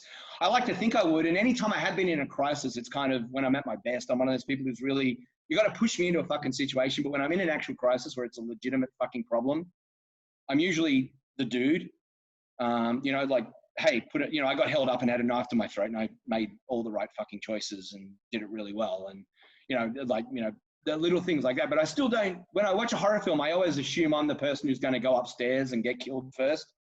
So I guess that's the other difference. I don't think I'm the smart guy, even though I might be in real life. I kind of underestimate myself in watching horror films. So there's also that. But the second thing that's more important is explaining our rating system a little. Yeah. Because a 3.5 out of 5 for me is not a middling score. If I've given it a 3.5, if you ever go to Film Frak Adam on Letterboxd, my Letterboxd page, you'll see my scale, and 3.5 is above average. Yeah, 3.5. Well, you and I both have the same. So our ratings, we do. our rating Exactly scale the is same very. metric. It's exactly the same metric, and 3.5 is a very high recommend. And for me, a 2.5 out of 5 is 50%. So to me, a 2.5 out of 5 is a middling score. And like, yeah, like 50% is average. I'll give you 75%, that's high. Yeah, I'll give you an example of like a 2.5 that we're not even going to talk about this movie because there's really no need to. But I gave the new fucking Vin Diesel Bloodshot movie a 2.5 because for one, it's not a great film, but it's also not the fucking that movie's nowhere near as bad as I honestly thought it would be. I watched it, I was mildly entertained by it, but I would never watch it again. It's a 2.5. It's whatever. Like, but it's also not terrible. So like. The metric it goes based on that. And like a three is a recommend. 3 is like I liked it. I might not watch it again, but it's definitely worth watching. So yeah. 3 is it's worth watching, but there's a lot of things that I would have changed, and it didn't live up to its potential. But a 3 is still anything above 2.5, because to me 50% is average. 50% is average. Yeah. I mean, I'm a math dude, so my ratings are kind of based on math in a way. And I think that's why you and I obviously if either is score 4 stars, a 4-star film. Yeah, 4 is like a must see. Like 4 stars is what I gave The Vast of Night. A 4-star film is like, oh yeah. And then a 4.5-star film is usually going to be in my top 3 of the year. And and every year there isn't a 4.5-star film either. And then 5-star films are really rare and usually only things that are over 30 years old for me. Yeah, and that's we both rate things the same way. And that's why we don't go to rate things up to a 10 either, because 10 gets too fucking 10 is just you get like it's too much. So a 5-star ratings is so much easier, I think, to find that common ground, especially with like when you're looking at like the 2.5 being a fucking average movie. Like average being 2.5, it gives you so much like flexibility in between that. So if anyone questions, if anyone has we just wanted to clarify for our rating system if you're new to listening to it. So we go on a 1 through 5 scale, and further up on the chat. I think it was Des and Jeremy maybe were nice enough to tell us that Elijah Wood's production company is Spec Division. I think that's what they were telling us. Nice. Okay. Which is a great fucking name. And yeah, I just wanted to say thank you for sharing that. If we're getting it right, I hope we're getting it right. That's what you're saying. Spec Division is the name of the production company. That's a great name. And Jeremy, your percent, like you saying, Bloodshot being a 2 out of 5 is fair. I don't disagree. Bloodshot's not good. But it's also competently made. Like that's the thing too, is like I try to be fair. Like even with movies that are shitty, like I'll try to be fair in certain regards. Like Bloodshot isn't poorly made. Like it's well made. It's one of those movies where like it's just mediocre all around. Like it's got Guy Pearce in it. Guy Pearce is the bad guy. Like you just know Guy Pearce is the bad guy because Guy Pearce is in it. Like and the rest of it is just so mediocre. But it's competently made. Like it's got a budget. Like. That's the key word. Yeah. That's the key word. Competently made. Like if a film is at least shot right, they know where to put a fucking camera and the sound design is good, and I'm not seeing a boom mic. You're immediately at 2 stars for me. Then if you do nothing narratively, you stay at 2 stars. Like I'm imagining Bloodshot would be a 2-star film for me. Sure, I'm sure. I guarantee it. Yeah, or less. And a 2.5-star film, which is that average film, a 2.5-star film means if what it's selling when you watch the trailer you'd like, don't expect anything more than the minimum of what it takes for you to watch that film. And you'll watch it once, you'll forget it, but it was serviceable. And that's exactly what Bloodshot was for me. And the 2.5 is honestly 2.5 for me. A 2.5 for me is almost more insulting than anything less than that, because a 2.5 is one of those films where you're just like, it's just it's just like nothing. You've done nothing but the bare minimum to qualify. You've done nothing except I felt like watching a boxing film. I felt like watching a boxing film. Look, people punched each other in the face. The guy, was arrogant. He got taught a lesson. He got humbled. He probably got beaten up. And then in the end, he either won the fight or he at least approached the ring, and then the film cut. Well, I mean, immediately if you approach the ring and you didn't show me the end fight and you just cut, you're probably going to get a 2.5 from me. Yeah. 2.5 to 3. And congratulations. And congratulations, you just watched Rocky 5. So yeah, that's fucking a 2.5. Yeah. Congratulations, you just described I like Rocky 5 more than Rocky 4. So but really? We'll go into that another day. Yeah, wow, that's because it has that fucking street fight. It has him returning to his fucking roots. And you're seeing the fight science of what happens. All you do is go down, windmill a guy. Don't fight a fucking professional boxer who's a billion times better than you on his terms. Immediately change the rules of the game by turning into a street fight and then grapple with the motherfucker.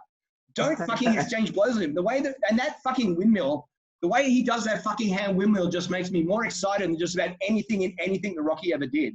That fucking sweep out the legs that he does and defying expert, especially as a kid, like I had no idea.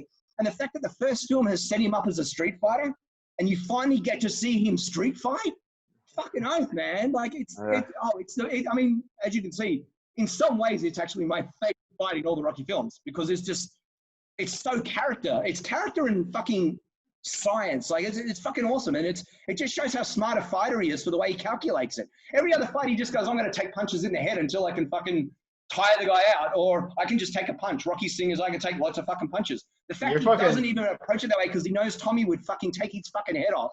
You're defending Rocky 5. You're defending Rocky 5 so much more than I've ever heard anyone in my entire life defend Rocky 5 ever. I mean, it has massive flaws, but that fight when it comes down to it is fundamentally why I like it, and also that it just there's a lot of other little touches I like, but there's a lot of horrible things. Like I'm not going to sell it's a good movie. It's a 2.5 out of 5 film. It's a 2.5 out of 5, and so is Rocky 4. I just personally prefer watching Rocky 5. Without even getting into it too much, because this is obviously something we can go into a little bit more. Best Rocky film, Rocky Balboa. Yours. Rocky, the original Rocky, but closely followed by Balboa. And I wouldn't get into a throwdown, drag-out match with you about which is better, because Rocky Balboa and Rocky are both the best Rocky fucking films, no doubt. No. All right. Fucking let's move on to our next film, which is what is that next film? I don't even remember now. The Platform, good sir. Oh, the one I watched last night. I am glad you watched this one too. I really am, because this is one of those. This is The Platform is a new Netflix film, and I think it's French. I'm pretty sure it's a French film. Yeah, it's French. Yep. The Platform was for me a 3. I really like The Platform. The Platform did exactly what it needed. The Platform did exactly what it needed to do, and then some a little bit. I think the character, like some of the it's one of those movies where. For me, it was a 3 because the more I dove into it and the more it reveals itself, the more it sort of it puts itself into that loophole of, oh, okay, so well, why has nobody ever done this? But you start questioning why characters maybe haven't done some of the things that are being showed before. Or it starts showing a lot of flaws and holes, and it sort of starts to unravel itself. But it's one of those movies that I also just want to enjoy purely for what it is. And that's why I think The Platform is a lot of fun. The Platform is a really enjoyable way to spend some time. It has a really fun premise.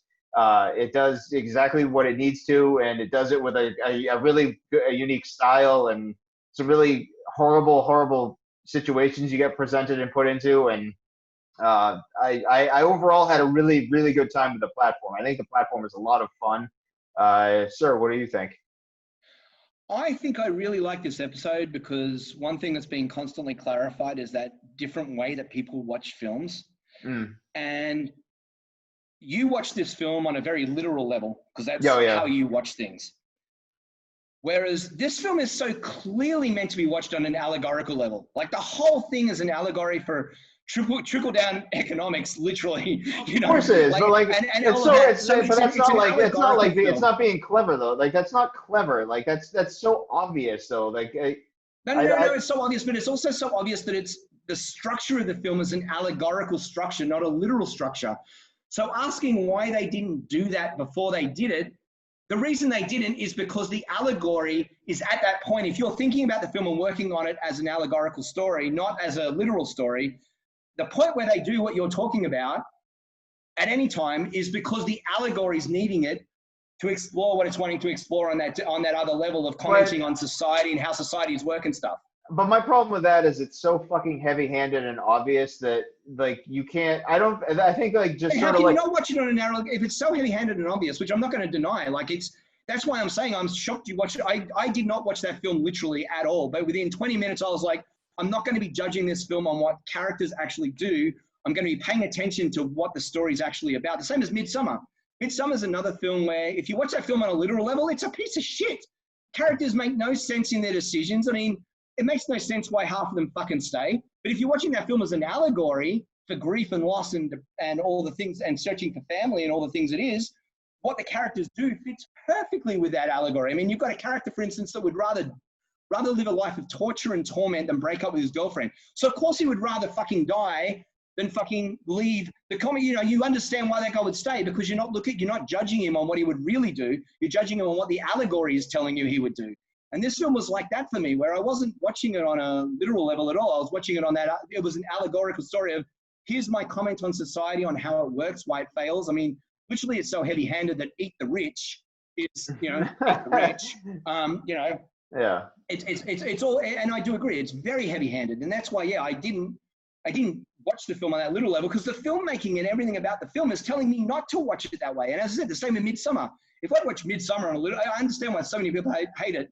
You know, so many people hate Midsummer because they're like, well, everyone would fucking leave. Like, why the fuck would anyone stay? I can't imagine anyone's that dumb, especially when you've set them up as, you know, university students who are fucking, you know, why the fuck are they saying? It's like, no, they're not dumb, because that's not the fucking story. They're not telling a literal story in Midsummer. They're telling a fucking allegorical story. I'm going to disagree with you there, though, because Midsummer has the decency not to present you with an alternate point of view on certain things, like in the cliff jumping scene. Like, the way that that's presented is actually giving, like, and the characters do freak out and want to leave, and then the villagers present their way of life and why that's happening with an actual response that makes sense. So to counter that, Midsummer's the reason I think Midsummer works is because Midsummer has all these things going on around it, that the characters and the way that the characters are dealing with things ties in directly with what's going on in the narrative,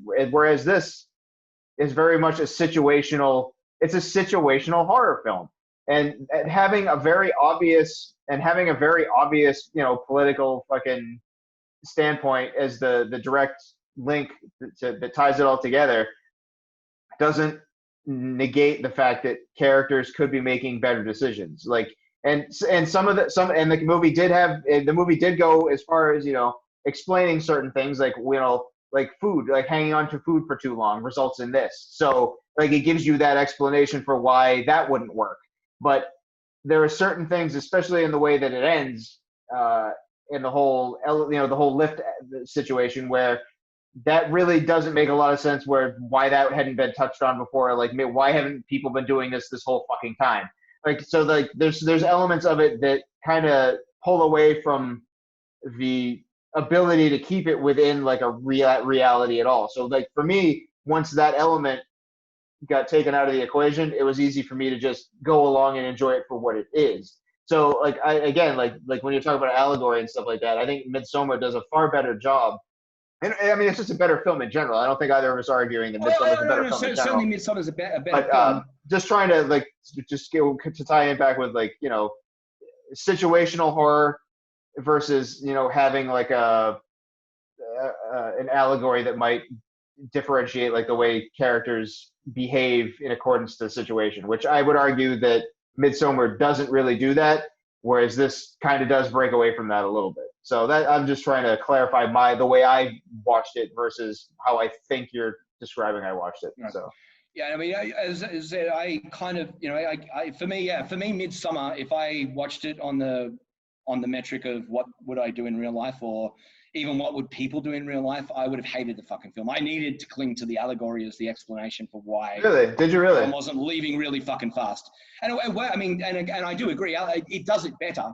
Like, I'm not actually completely disagreeing with you. I think, you know, The Platform is not a perfect film. And that is one of the big flaws, is just how heavy-handed and repetitive with certain things it is allegorically. Like, watching it on that allegorical level, yeah, it repeats itself endlessly on certain elements. Like, you know, the rationing of food is pretty much established right within the first 15 minutes, and yet it becomes a major fucking plot point 3/4 of the way through the film, when the administrator turns up and stuff, and then things like that. But ultimately, though, I was able to go with it, because anytime I kind of was like, oh, why is he doing that? You know, why, you know, when that bit, I mean, obviously, when they're doing the elevator thing at the end, I thought the same thing for a moment. And I was like, what the fuck? Why wouldn't everyone have tried this? And I was like, and then I was like, oh, hang on. If I look at the way this film's structured and what this guy is actually talking about, not what's literally happening on camera, but what's the subtext of it, it makes sense that this is coming now. And it makes sense also because of the fact that that film is so distinctly told from that one individual point of view of him being thrown into a new world, him learning how the world works, him adapting to that world, and then him learning to overcome that world. That's your 3-act structure in that film in one thing. So because it's so focused 100% on him, like we never really know, you know, we touch on that there's other people in the building and there's other elements, but for the most part, it's totally his story going through this world. So it's kind of irrelevant what anyone else would do because this story is going through it in a way where it makes it clear where he can't ask anyone else really what happens. And we find out that, you know, half the data he has isn't even accurate anyway in the end. And, you know, all of those sort of things. But it is so distinctly told through his own lens. And so in a way, that's the narrative choice as well that allowed me to not scoff at it. But I do agree with you overall, though, that it drops the ball more than once. Which is unfortunate because like I really feel like the ability for this to be a better movie was there. And I really liked it. We haven't even really talked about what the platform's about. So basically the platform's, it's about a group of people that are either voluntarily imprisoning themselves or there for actual crimes where there's different levels of this prison. They go all the way down to like -2 or to 200 or something like that. And at the highest level, like you get then like this giant banquet of food, and it's a platform that goes down each floor, and little by little you're given a certain amount of time to eat as much food as you want until it gets all the way to the bottom. So by the time you're like down to like platform like 35 or so, like it's getting pretty fucking bare bones. And then like the descent. About 51, 52. Only because I watched it last night. Oh, fair enough. And then so then like the descent that follows, you know, with like cannibalism and just like all the crazy shit that ensues the further down you go. And like as a concept, I really liked it, and I think it's handled really well. Like it rides that line between being like over the top and then like taking itself seriously enough where I was on board with it. And that's why, like, for me, it's a 3 out of 5 film. Like I enjoyed it enough. I would probably even watch it again. Honestly, I liked it enough that I would probably watch it again.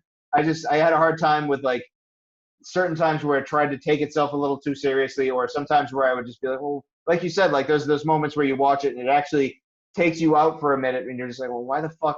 But then you're like, I don't like it when a movie does that, where even like for a split second, I have to be like, well, why the fuck would you? And then I'm like, then like all I needed to do is remember what I'm watching in general. Like this is one of those movies that's like, oh right, I'm watching a movie about a fucking prison platform where food goes down. I'm like, yeah, who gives a fuck? And then, you know, like I just enjoy it. I'm back to enjoying it. About a giant visual metaphor. Yeah. Who gives a shit? So like, in that regard, like it brings me back and I can enjoy it again. But yeah, I mean. Yeah, I mean, I know, and again, I gave it a 3.5, but it's a really. I think that's really generous, but 3.5. It is definitely a 3-star film. I gave it 3.5 just because I buy what it's selling again. Like it's that element of that personal. Yeah. Objectively, yes, it's a 3-star film. Personally, I gave it 3.5 because I did enjoy. I mean, I love the Cube. You know, the Cube's obviously the reference point for this film, and the fact that this is a feature film debut, like this is this dude's first movie. Yeah, and it's a very solid first film. Yeah, there are a lot of moving parts, literally and metaphorically, that he's having to deal with. To manage as a director. And so for a feature film debut, I'm really like, I've taken note of this guy. I mean, most of the films we've talked about tonight, I think tonight for you, today for me, are feature film debuts as well. You know, I mean, obviously Vascular Night was awe-inspiring. I think Proxima was. Anyway, I won't go through them, but most of the films I think the majority of them, when I was looking, are feature film debuts. And so I also do take that into account with this film as well. Sure. And so when I did get pulled out, and I do this quite often with movies, before I judge a film and say, hey, that's dumb or that's stupid, I try to go, well, before I think I'm smarter than this film, what is the filmmaker actually trying to do? What is the filmmaker actually telling me I should at least be taking this as? Whether or not he achieves it or not is another question, but what is he trying to do before I start going, hey, that's dumb? And this was one of those films, when I was like, okay, but hang on, what is this guy actually trying to do? Oh, right, that makes sense then. And it's. I honestly think we might be taking this one a little too seriously in the way we're discussing it, because Jeremy just popped in and said the platform sounds like a heavy-handed, high-concept film, and it's not. That's exactly what it is. I mean, but I also don't think it's heavy-handed. Like, I don't think it's heavy-handed at all. I think it's light enough and accessible that. All right. I don't think it's heavy-handed at all. Yeah. You could drink 6 beers and watch it and enjoy it. Yeah, 100%. And it's worth noting, Jeremy, you probably aren't as experienced. I overthink everything. A spoon is never a spoon with Adam. A spoon is never a spoon. I overthink everything. I seldom see what's right in front of me. I'm always looking far deeper than even I'm meant to. It's just the way I fucking watch art in general. I overthink everything. You know, I'll read so much into John Carpenter's Escape from New York that may or may not be there. I'm just one of those dudes. I won't actually offer fan theories all the time, but I'm one of those guys. And I'm just hypercritical. Yeah, and I'm hypercritical and very like. Well, you're very literal. You're a pragmatist and you're literal. Yeah. But I also abstract. But I also have like weird, shitty taste too. So like it's hard to gauge anything I say other than me trying to explain it the best I can situationally, because it's likely not going to make any sense to anyone but me. So well, to self-promote, it's one of the reasons why I think our show works, is just we do watch films so differently. Sure. We can both enjoy complete trash, and we both can enjoy incredibly high art, but we watch films totally differently. And even when we talk about trash, we usually like the same things. But if we're talking about a film that's like Midsummer, we both loved Midsummer. We both gave it 4 stars, right? Yep. 4. It was a 4 for me. Yep. But the reason as we've just established, you and I watched very different films of Midsummer. We just both fucking liked it. Yeah, 100%. Just know that the film isn't as deep and complex as what I'm making it out to be, I guess. Yeah. I only got so passionate because of the fact that I just thought it was so clearly an allegory, and that is the level I watched. Oh, and you're not wrong. Yeah, you're totally. Yeah, you're totally right. Yeah. It is an allegory, and it's just like, but and again, like my only problem being is the fact that and Desiree, I agree, trash can be art. 100%. You are. Absolutely, trash can be art. Absolutely. And some of the favorite things that we agree on are some of some really good trash. Like we love good trash. Like and it's what I love, and I love it when Adam and I agree on good trash, because most of the time our trash scales are so fucking not on the same wavelength. So when we do agree on good trash, like the fucking Bad Batch is great trash. Fucking Big Trouble in Little China, fucking some of the best trash that's ever fucking existed. So just being able to agree on those certain things, but our metrics are so different. So we try to explain this a little bit as especially like now that we have the ability to talk to you guys live and to actually it makes it so you can maybe understand how we view things a little bit better. And I like that we have this opportunity to do that and get into these discussions a little bit more. And the platform it's a solid flick, and I think we both absolutely recommend it. We're just trying to give you guys a different look at how we both maybe view it and why we rate things a certain way. And I hope you guys are enjoying that aspect of things, and that so that you can approach it your own way and maybe see it from 2 totally different points of view, and find your own middle ground. And I always like these comment threads because it's enjoyable for me to read these comments with you guys and see what you actually think of something and why you enjoy something for how you do. So I'm absolutely adoring the instant feedback. I'm adoring, and I'm also adoring, I like discussing the intangible, and the idea of like, how you watch a movie is just one of those things that always fascinates me. And by you, I don't mean John, I mean just every human being on earth. We experience art differently. And I love it because quite often, once you get to the core of understanding how someone watches a movie, it becomes a good shorthand for understanding why something you love, they don't. Yeah. Or vice versa, why you connect. I mean, the best fun, though, is when we love something that both of us thought we'd hate, each other thought we'd hate. And then there's and then we both enjoy it, like The Bad Batch. I thought you'd fucking hate it, and yet, and because it's a mess, it's a complete fucking mess. Like, there's no way I'm going to blow smoke up anyone's ass and tell them it's a good film. I'm just going to say I fucking thoroughly love it, and I've watched it like 4 times, and every time I watch it, I giggle. But again, I'm watching that film so deeply, isn't it? I'm seeing so much in that film that probably isn't even fucking intended to be there. But that's part of the fun too, and like, and another one of the reasons why, hopefully, the way that. If anything, aside from having a good time with us, I would personally like to get out of doing the show with, like, in this particular format now, and having like an audience to watch it with us and talk along with us, is the fact that one of the things that I love more than anything in the world are movies, and the fact that we can all talk about them and see them for different reasons and like them for different reasons. But the thing I want to be able to take away from this more than anything and share with you guys is having an opinion on it one way or the other. Then actually,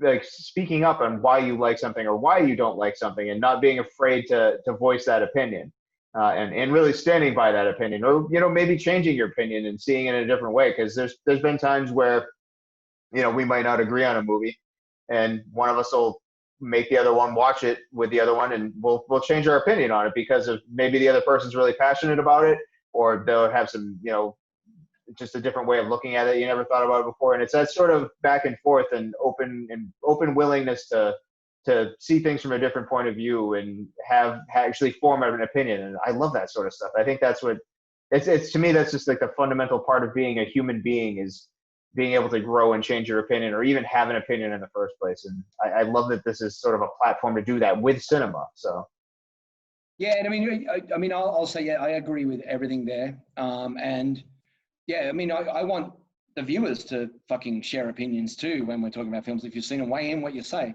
what you want, and if you want to, if you want to write a little mini review, fucking do that. I don't care. I really just want to know your thing. I mean, I must admit, the only thing I don't like is when someone expresses an opinion, especially face to face, more so than online, because I mean, if you're doing things in text, just saying, "Hey, that movie sucked," fair enough. But if you're actually going to tell me why, I need to know why. yeah, I need to know the fundamentals of what didn't work for you. I need to learn, because I think you just learn so much about human beings and other people by learning how they view art. And when you get into the minutiae of why you like something or didn't, you start telling me why. I learn a lot about you as well. 100%. I learn. I'm one of those people who is oblivious. I will never ever use the word pretentious as a fucking criticism of a film, because that's how I am, a pretentious fucking viewer. I love films that aspire to more. I'll sometimes love a film that was just so goddamn ambitious. Even if it fails, I just love the fucking ambition of what they're trying to do. I just don't. Whereas, for John, that's fucking makes him under the. It's a fucking death knell. Under the skin. Yeah. I'll always go back to that, and that's the thing, is like, and then that's why it's so awesome being face to face as well, and actually being. Because I've noticed the way that we talk on camera is so different to how we used to do it in audio only. Even though we're in the same place and I'm in the same country, I think that the conversation here is much more interesting for us, if nothing else. Oh yeah, man, and I'm liking being able to have that sort of one-on-one again. I do miss that. Like, it's fucking sucked that you've moved it. So we have just being friends in general. So being friends and like hanging out all the time. So like it's like nice to sort of reconnect on that ability. And I don't want to detract. Like, the foundation of our friendship has always been based on film, right? Sure, 100%. And I think this is funny. Like, one of Scott Fielding just chimed in saying, sometimes the difference between trash and just plain shite is the former not taking itself seriously. So I have a guilty soft spot for zombie strippers. I know, I'm on an island. Listen, man, like, if you like what you like, I'm not, like, we're both, like, neither of us are going to fucking tell you that zombie strippers isn't a piece of shit. But, like, I can also appreciate, if you're just looking for a movie that's got some gore and some titties in it, I'm not going to fault you for that being your reasoning, if that's your reasoning, because I'm a fan of both of those things as well. And I like fucking Gods of Egypt is a piece of shit, and I will fully admit that, and I will sit there and watch that anytime. Like, don't bring up Alex Proyas to me. Oh, you and your sad. There's a fresh wound, dude. There's a fresh wound. One of the reasons I had to talk about Gone with the Wind this morning is I had to get into a discussion. Well, I've waited years to talk to Alex Proyas, and last night I got to do it on his Facebook wall and pretty much not have the type of conversation I wanted to have with him at all. Yeah. But anyway, actually, on the zombie strippers thing, I like that fucking Zombievers. Oh yeah, that's yeah, and that's the thing. Like, I think Jeremy Ty just made a point that I think is exactly like that perfect sort of comparison, where he's talking about saying that sometimes when trash takes itself too seriously, and that to me is the fucking worst, because when I've been on like such a fucking crazy like trash kick lately. I've been watching some fucking real garbage on Amazon. You know this because you watch my letterbox and you're just like, what the fuck are you even doing with yourself? And I'm like, I've been on like a real like slasher kick, or just like exploitive like college titties kick movie like thing lately. And some of it like and to talk about that trash fucking Rubber. I think Rubber's a piece of shit. Rubber to me is one of the Rubber to me is one of those movies that's like a piece of shit, but it's taking itself way too fucking seriously. So I couldn't. See, Like, I loved Rubber. and that's Rubber dazzled me.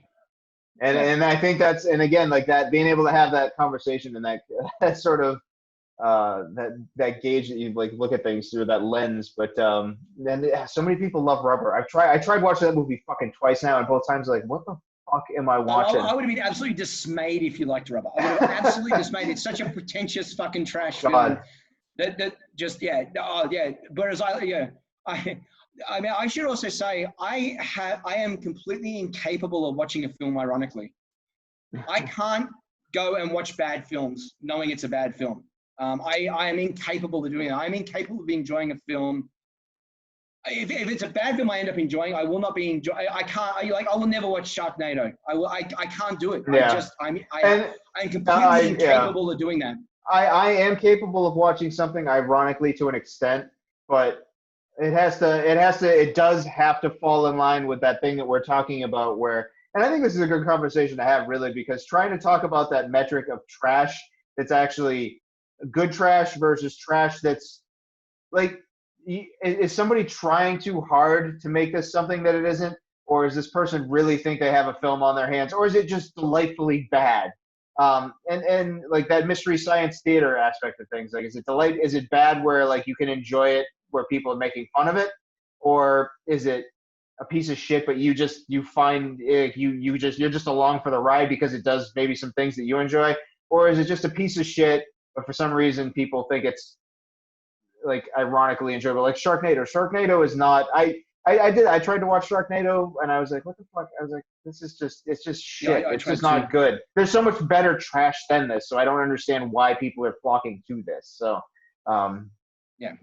I just want to say, I just have the inability, just like people that hate watch something. Like, I know I'm going to hate this, so I'm going to watch it. I don't understand. I would never ever watch something I know I'm going to fucking hate. Yeah, I agree. I do, however, love it when something has enough positive word of mouth that I'm like, I don't think nothing about this looks like it's something I'd like, but I'm going to check it out because of what people are talking about and see. And I love nothing more than going into a film like that and then coming out the other side loving it. Yeah. Because quite often expectation dictates stuff too. Like we were talking about how sometimes when you watch a film a second time and versus the first, there are times when expectation gets in the way too, where either you're expecting so much because you love the guy's first film and you're like, oh, well, here's the second one and it's not as good. And it's suffering by comparison. And then years later, you go back and watch it and you're not burdened by those preconceptions. In fact, you're going in with a lowered expectation and you can enjoy it. I love going into something I have low expectations and then I come out loving it.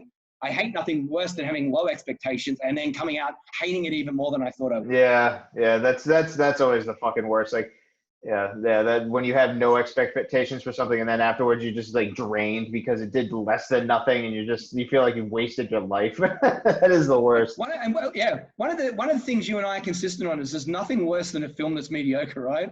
Yeah, mediocre, man. Like, and again, like, it's a really hard film to sit through.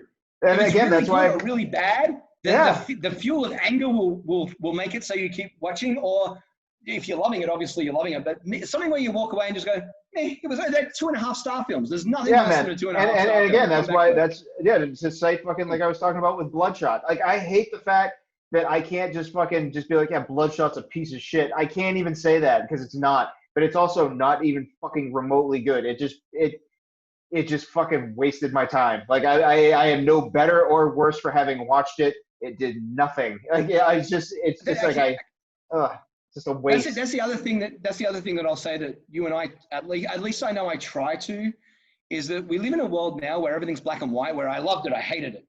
And there is no gray or anything like that. And I think you and I very well make sure that we don't fall into that two extremes. There is a whole middle ground on I liked it, I didn't love it.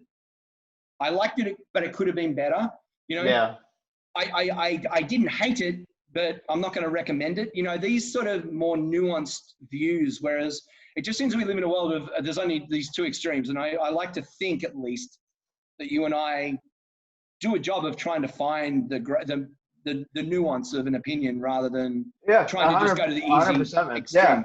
And then like Jeremy also just brought up a good point too, talking about like things like Troll 2 where it's enjoyable trash. And I agree, Troll 2 is fucking great trash because the director, like, the director actually thinks he's like, it's not like, it's like a happy accident piece of trash where, yeah, see, like, and there you go. You're like, you don't agree with that. And like, that's where like we gauge things differently. But yeah, I would agree with, I would agree that that's fun trash to watch, especially with a group of people. It's just it's a fun piece of shit.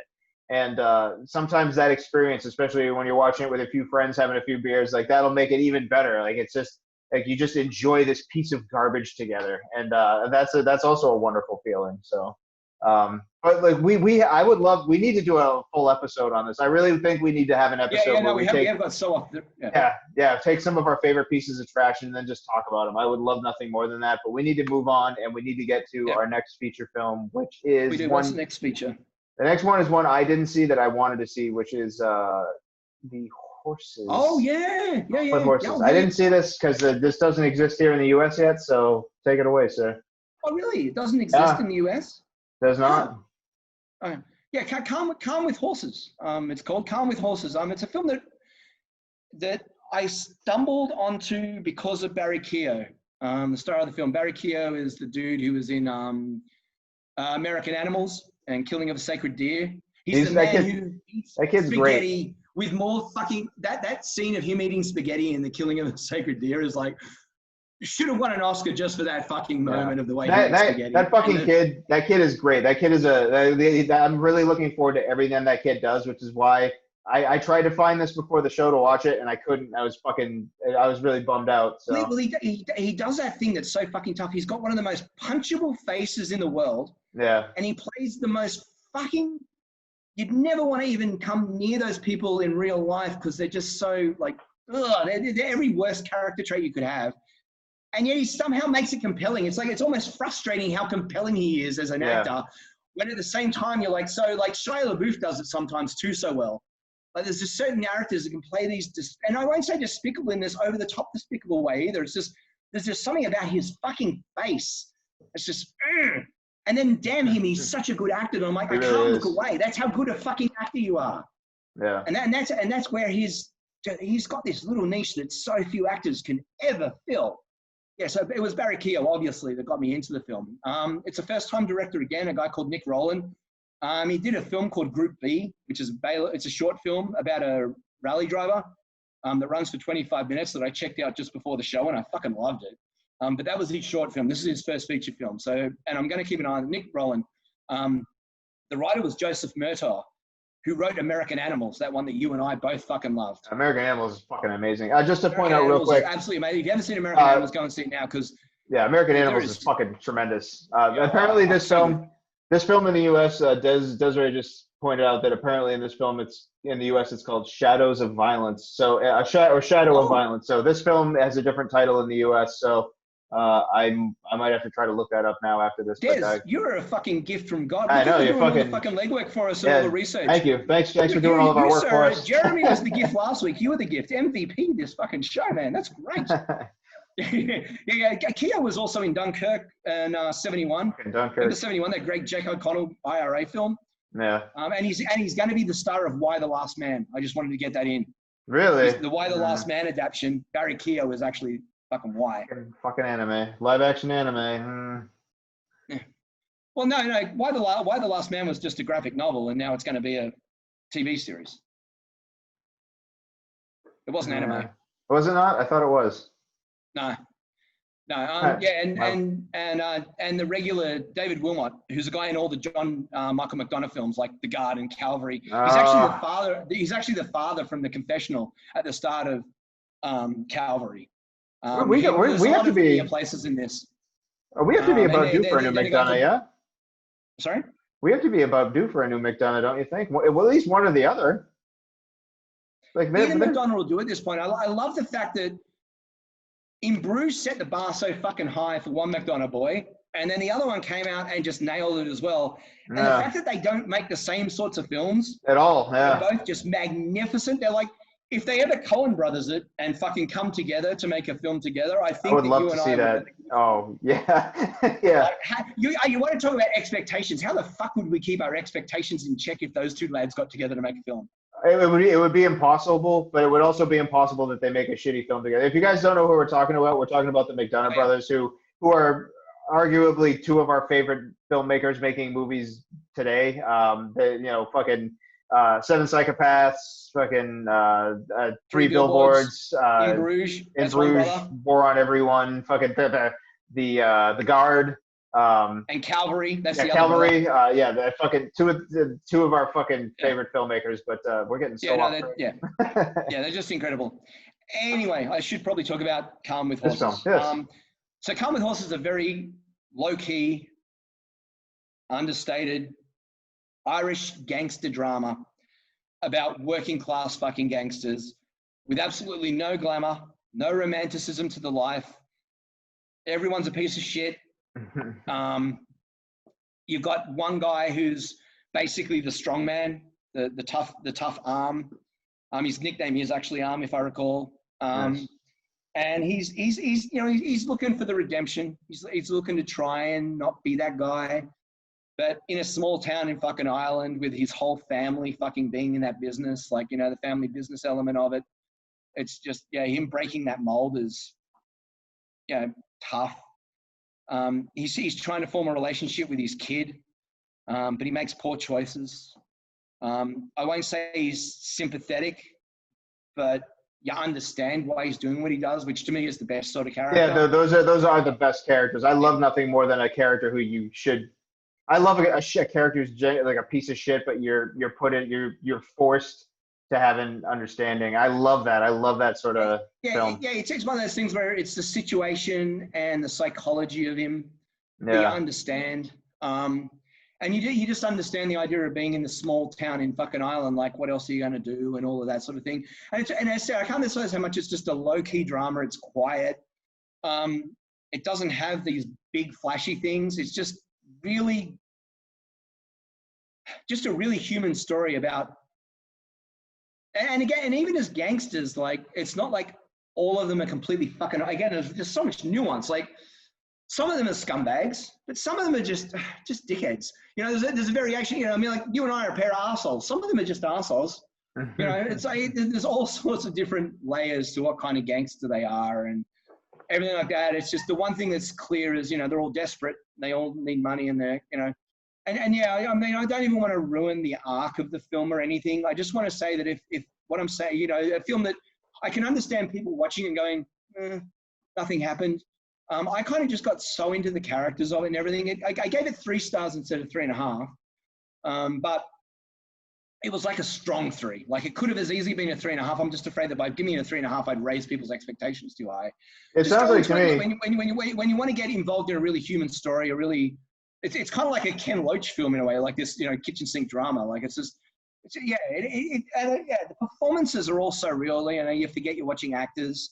Yes, it sounds like to me like you're pitching it like almost like to me anyway, it sounds like a diet killing them softly. Am I like, is it similar in that like sort of approach, or just not as good, but like similar in approach? Or no, because Killing Them Softly is dazzling in its film. Oh, it's amazing. Yeah, that's a fucking tremendous film. Killing Them Softly is a strong 4-star fucking, like, Killing Them Softly is a goddamn fucking masterpiece. It is those sort of people though. It is those sort of people, but in a completely different thing. No, I'm talking way more low-key. Like, what's a good comparison, realistically? I'm drawing a complete mental blank on the film I'm trying to think of.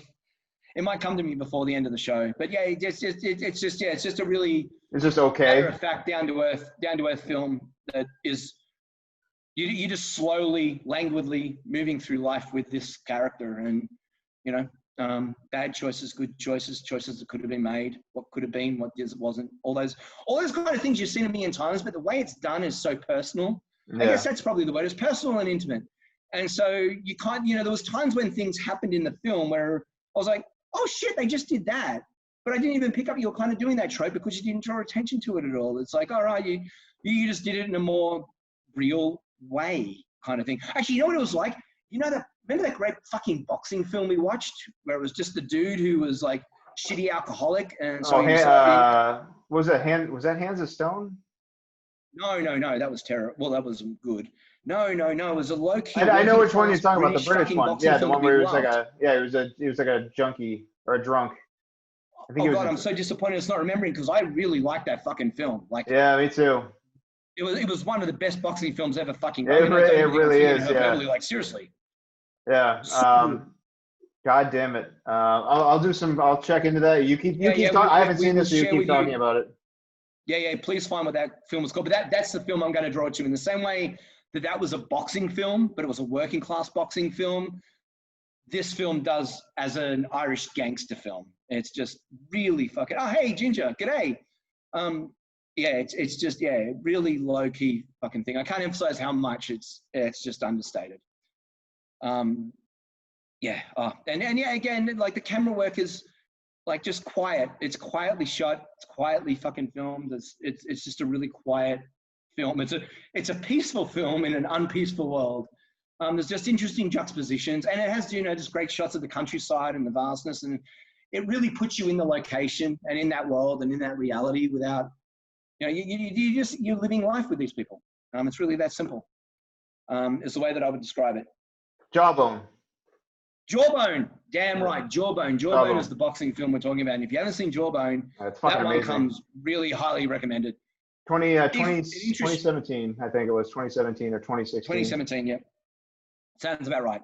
Yeah, Jawbone was just, as people, I mean, we should bear in mind that you and I have seen a lot of fucking boxing films. We're fucking fight film guys. Yeah. It was just nice to see something so freshly low key and so unconcerned with sort of the ebbs and flows of those usual films. Yet it had all those ebbs and flows. It just didn't do it with any bells and whistles. You're just Jawbone and just moving through life with this guy.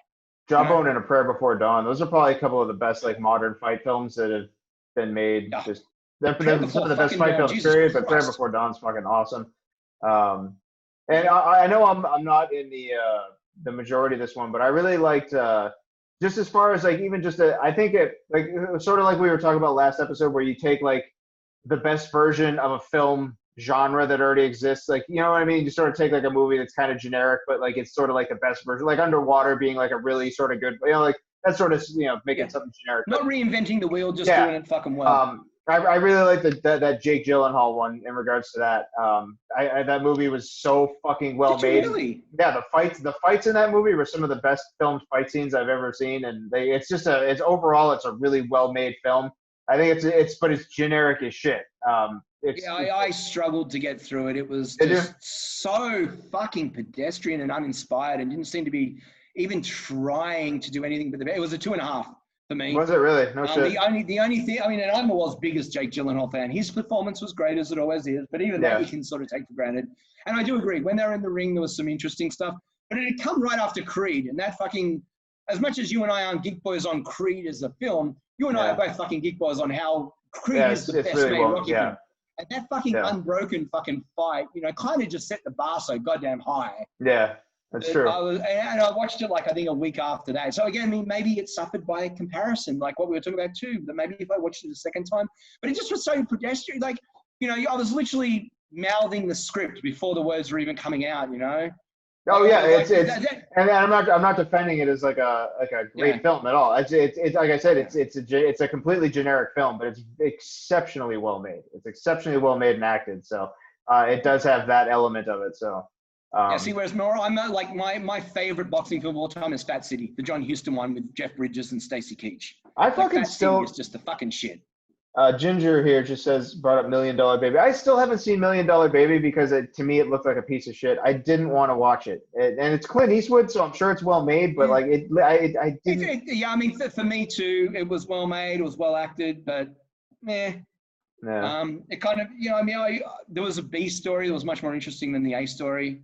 It wasn't a bad Clint Eastwood film. I mean, I'm certainly not going to tell you not to see it. It's just a soft recommend. Yeah, fair enough. But also, again, I come back to the fact we've seen so many goddamn fucking boxing films. We've seen so many fight films that, I do sometimes forget that, and we're guys that also, as much as we're talking about all this shit, want to talk about trash we love, let's talk about Dickstown. Fucking Dickstown. James Woods and fucking Oliver Platt. Fucking, that's, when you talk trash film, I'm not going to tell you it's a good film. I'm just going to tell you it entertains the shit out of me. Or Gladiator.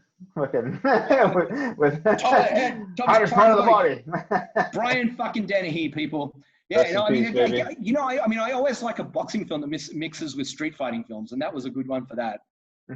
Um, but yeah, God, the amount of boxing films we talk about when there isn't even a boxing film on the fucking show. God, we get distracted easily. We certainly do. So basically, well, to wrap up, I'll take Calm. the heat for that. Do you want to? Is there anything more you want to get into with Calm? Actually, no. Calm. I think I've said what I need to. That if it sounded interesting or not. I almost like the fact I got to talk about Calm just to talk about Jawbone again, because you know people need to see Jawbone. Yeah, to watch Jawbone. Jawbone's fucking amazing. It's really good. And don't expect the tradition. Yeah, so low key. Yeah, I'll do one more. I'll touch on this briefly, just because it touched me. Natalie Wood. There's a new documentary on Natalie Wood. Natalie Wood, What Remains Behind.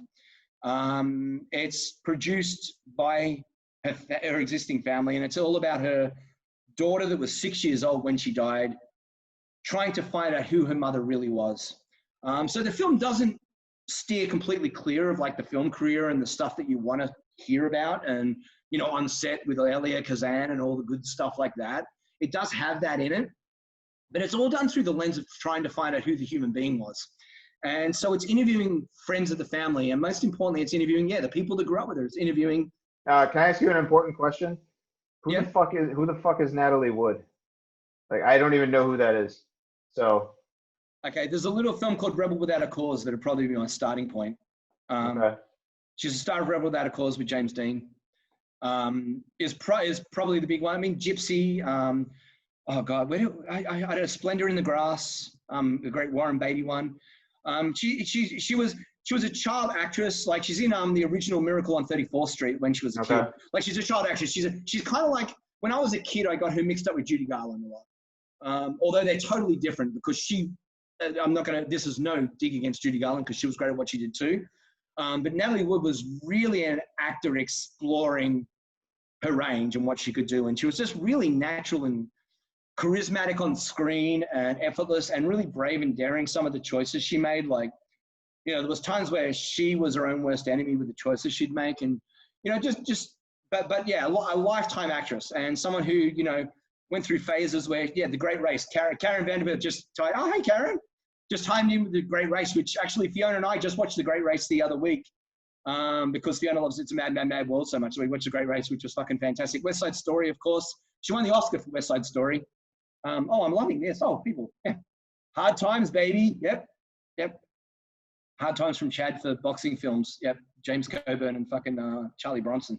Another fucking one of my all-time favorites. Anyway, yeah. But yeah, anyway, she's like, I mean, I'm dismayed that you don't know who she is, but I'm also not, because I know there's big holes in your classic film literature. Well, apparently everybody else is though too, because like there's fucking literally every single fucking human, every single person on the feed is chiming in with movies that they've talked. I have never even heard of this person. She's a god. She's one of those actors. She's one of the most famous actresses ever to live.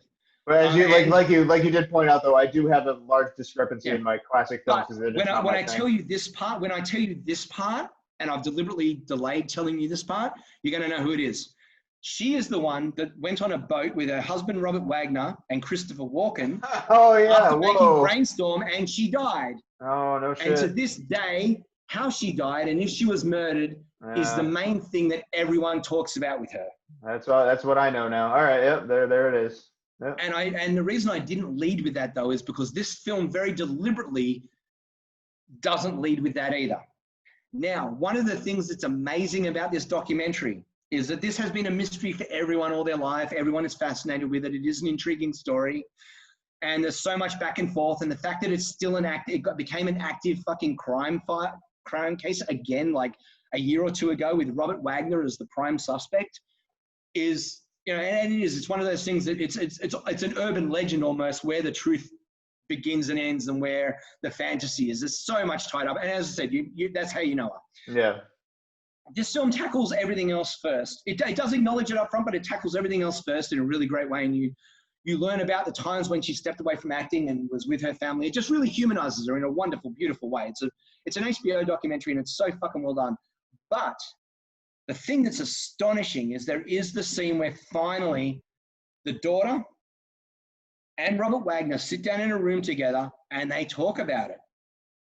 and they walk you, Robert Wagner walked you through it with his daughter, what happened, what the day was like. You've already had such a good setup of what everything was like before that day.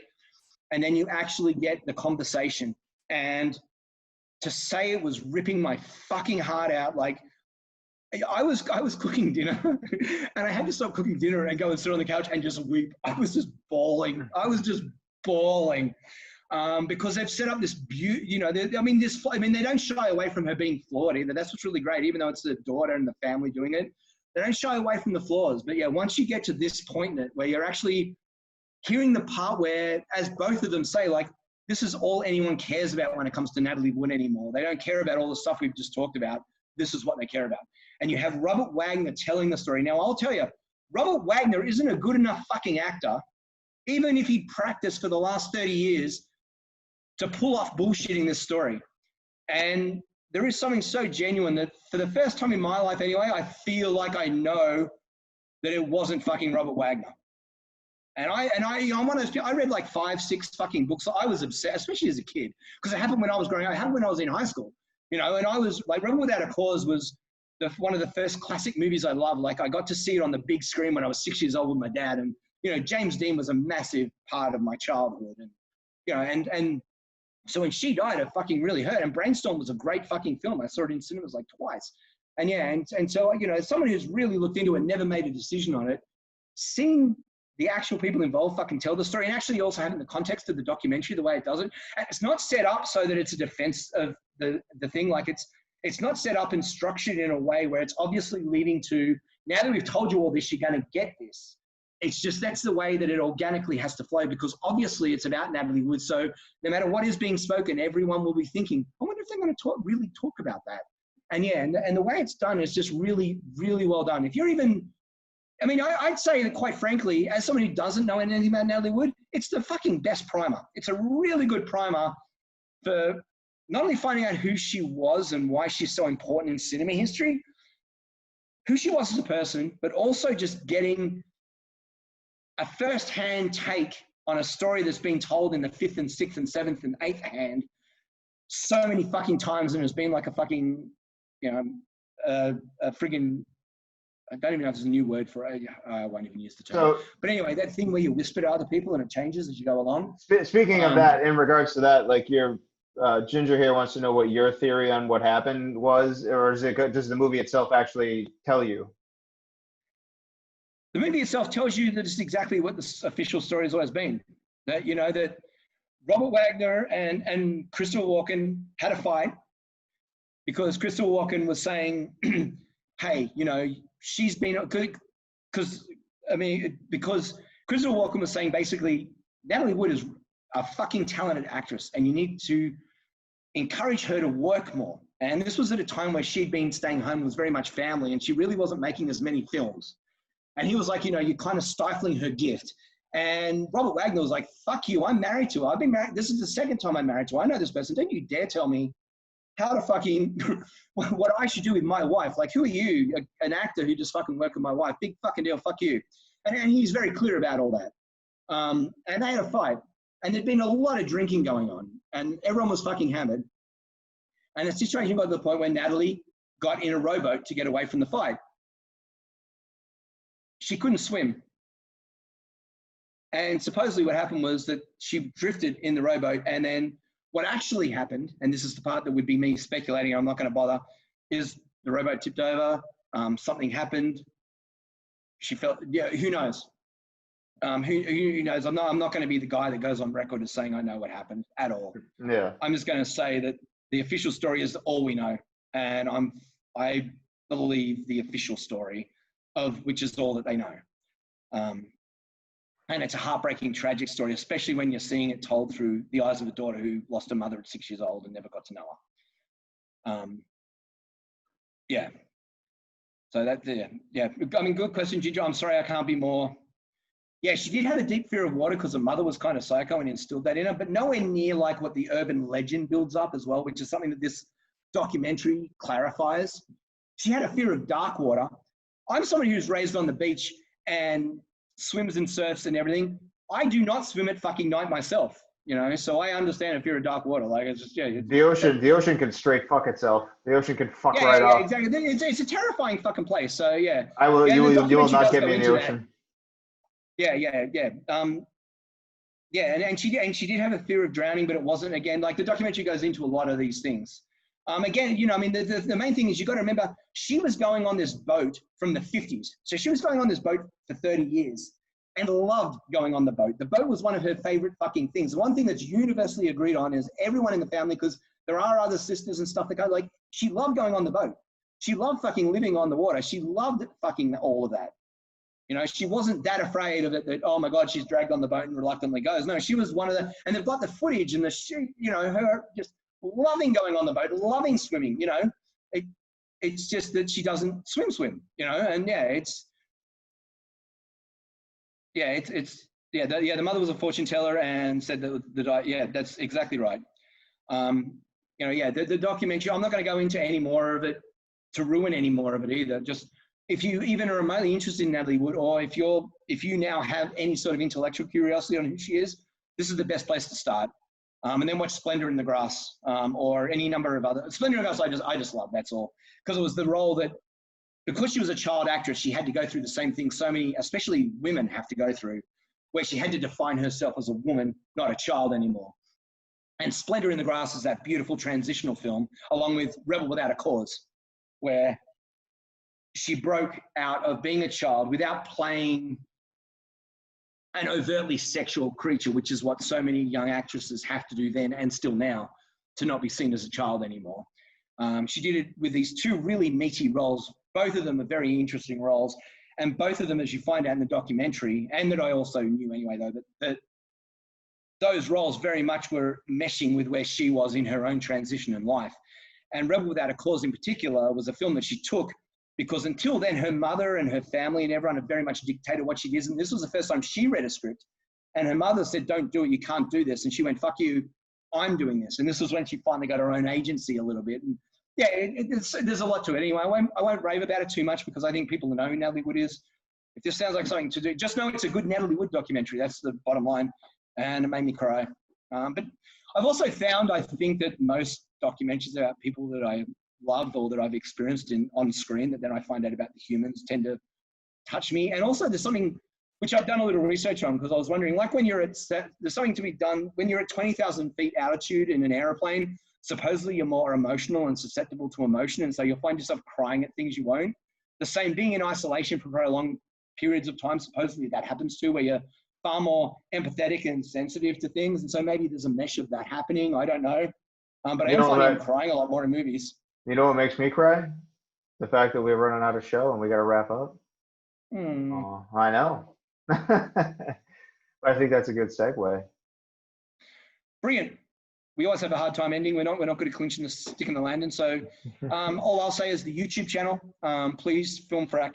Yeah, subscribe to our YouTube channel. I do believe, I don't know if I have the YouTube channel at the end of the credits. Once the show's like finalized, but it should be up there. But we'll put a link to the YouTube page in this thread, so that you can check it out. And of course, all of our social media. Thank you guys for checking us out here on Facebook. It's been fucking awesome. We really like doing this. Facebook page. We have a Twitter account that I'm going to start working on more than what I have been. So Twitter as well, and the website, you know, filmfrak.com. That has all the latest episodes. But also, if you ever wanted to go back and listen to past audio podcasts that we did before we went video, you can find all of those there. You can also find written reviews, which, quite frankly, as much as you can tell I love talking in the sound of my own voice, I love writing. And there was a time when I used to write a fair bit. And there was a time when there was actually written reviews, which I'm going to return to as well. But if you ever wanted to read some of those, they're all there. And yeah, you'll find a number of things. You'll find some film lists too. Sometimes you guys talk about us talking about retro films and stuff. A lot of, when Film Frak first started though, it was only me. So John's voice isn't in some of that earlier stuff. But there's a very distinct line in the sand where John's voice comes into it, and you'll see it pretty quickly. Yeah, I just gave everybody. I threw up a link to the YouTube channel, so feel free to subscribe to that. That would be awesome. And you can watch the show back here on Facebook again, or on YouTube. And yeah, wonderful seeing you, Karen. By the way, Karen, I used to work with Karen at MIT in Boston, and I miss you guys so much, and I miss you huge because we used to have some good chats. So thank you so much for tuning in. It was wonderful to see that you actually blasted the distance to us two gas bagging away. And Ginger, Jeremy, Des, all you, Andrew, thank you very much for the support. Yeah, thanks, guys. This is a lot of See you in fun. the next show. Yeah, this is a lot of fun. We'll be back in what, like 2 weeks? You think? Yeah. Let's say 2 weeks. I think we'll have enough meat on the bone to do a show in 2 weeks. Okay. Because we've got to watch The Five Bloods and King of Staten Island, Stat. Yeah. And I've got a couple of other things earmarked that I haven't watched from 2020. So yeah, we'll have eight things to talk about. Easy. And maybe we can even get our shit together and do like a specialty episode in between, because that would be fun. That would be a lot of fun. Have like a little something to put together. It sounds like we really do. By the way, we've taken your advisement really happily, because quite frankly, having any excuse to do what you're proposing of us going retro and talking about things we love in the past, or doing first time views, or talking about underrated or underseen or underappreciated films and stuff, all that shit is so appealing. And the fact we'd even have an audience of one is enough, fucking, quite frankly, for me to do it. No, absolutely. 100%. An audience of what, we got 8, like awesome. Yeah, so it'll probably be a little bit different of a format than the, not necessarily format. We'll probably still do it the same way, but it'll probably be under sort of a different, it won't be under the Film Frak podcast like episode standard, but we'll probably come up with like a fun new title for it, and we'll have like different graphics for it. It'll be fun. Just be an excuse for me to make some new shit too. That'll be neat. So and it'll possibly be shorter too. Yeah. I also want to, I don't know. This has been great. That's it, dude. We can sign off. We got it? All right. We're going to pull the plug. All right, guys. Thanks for checking out. We'll see you.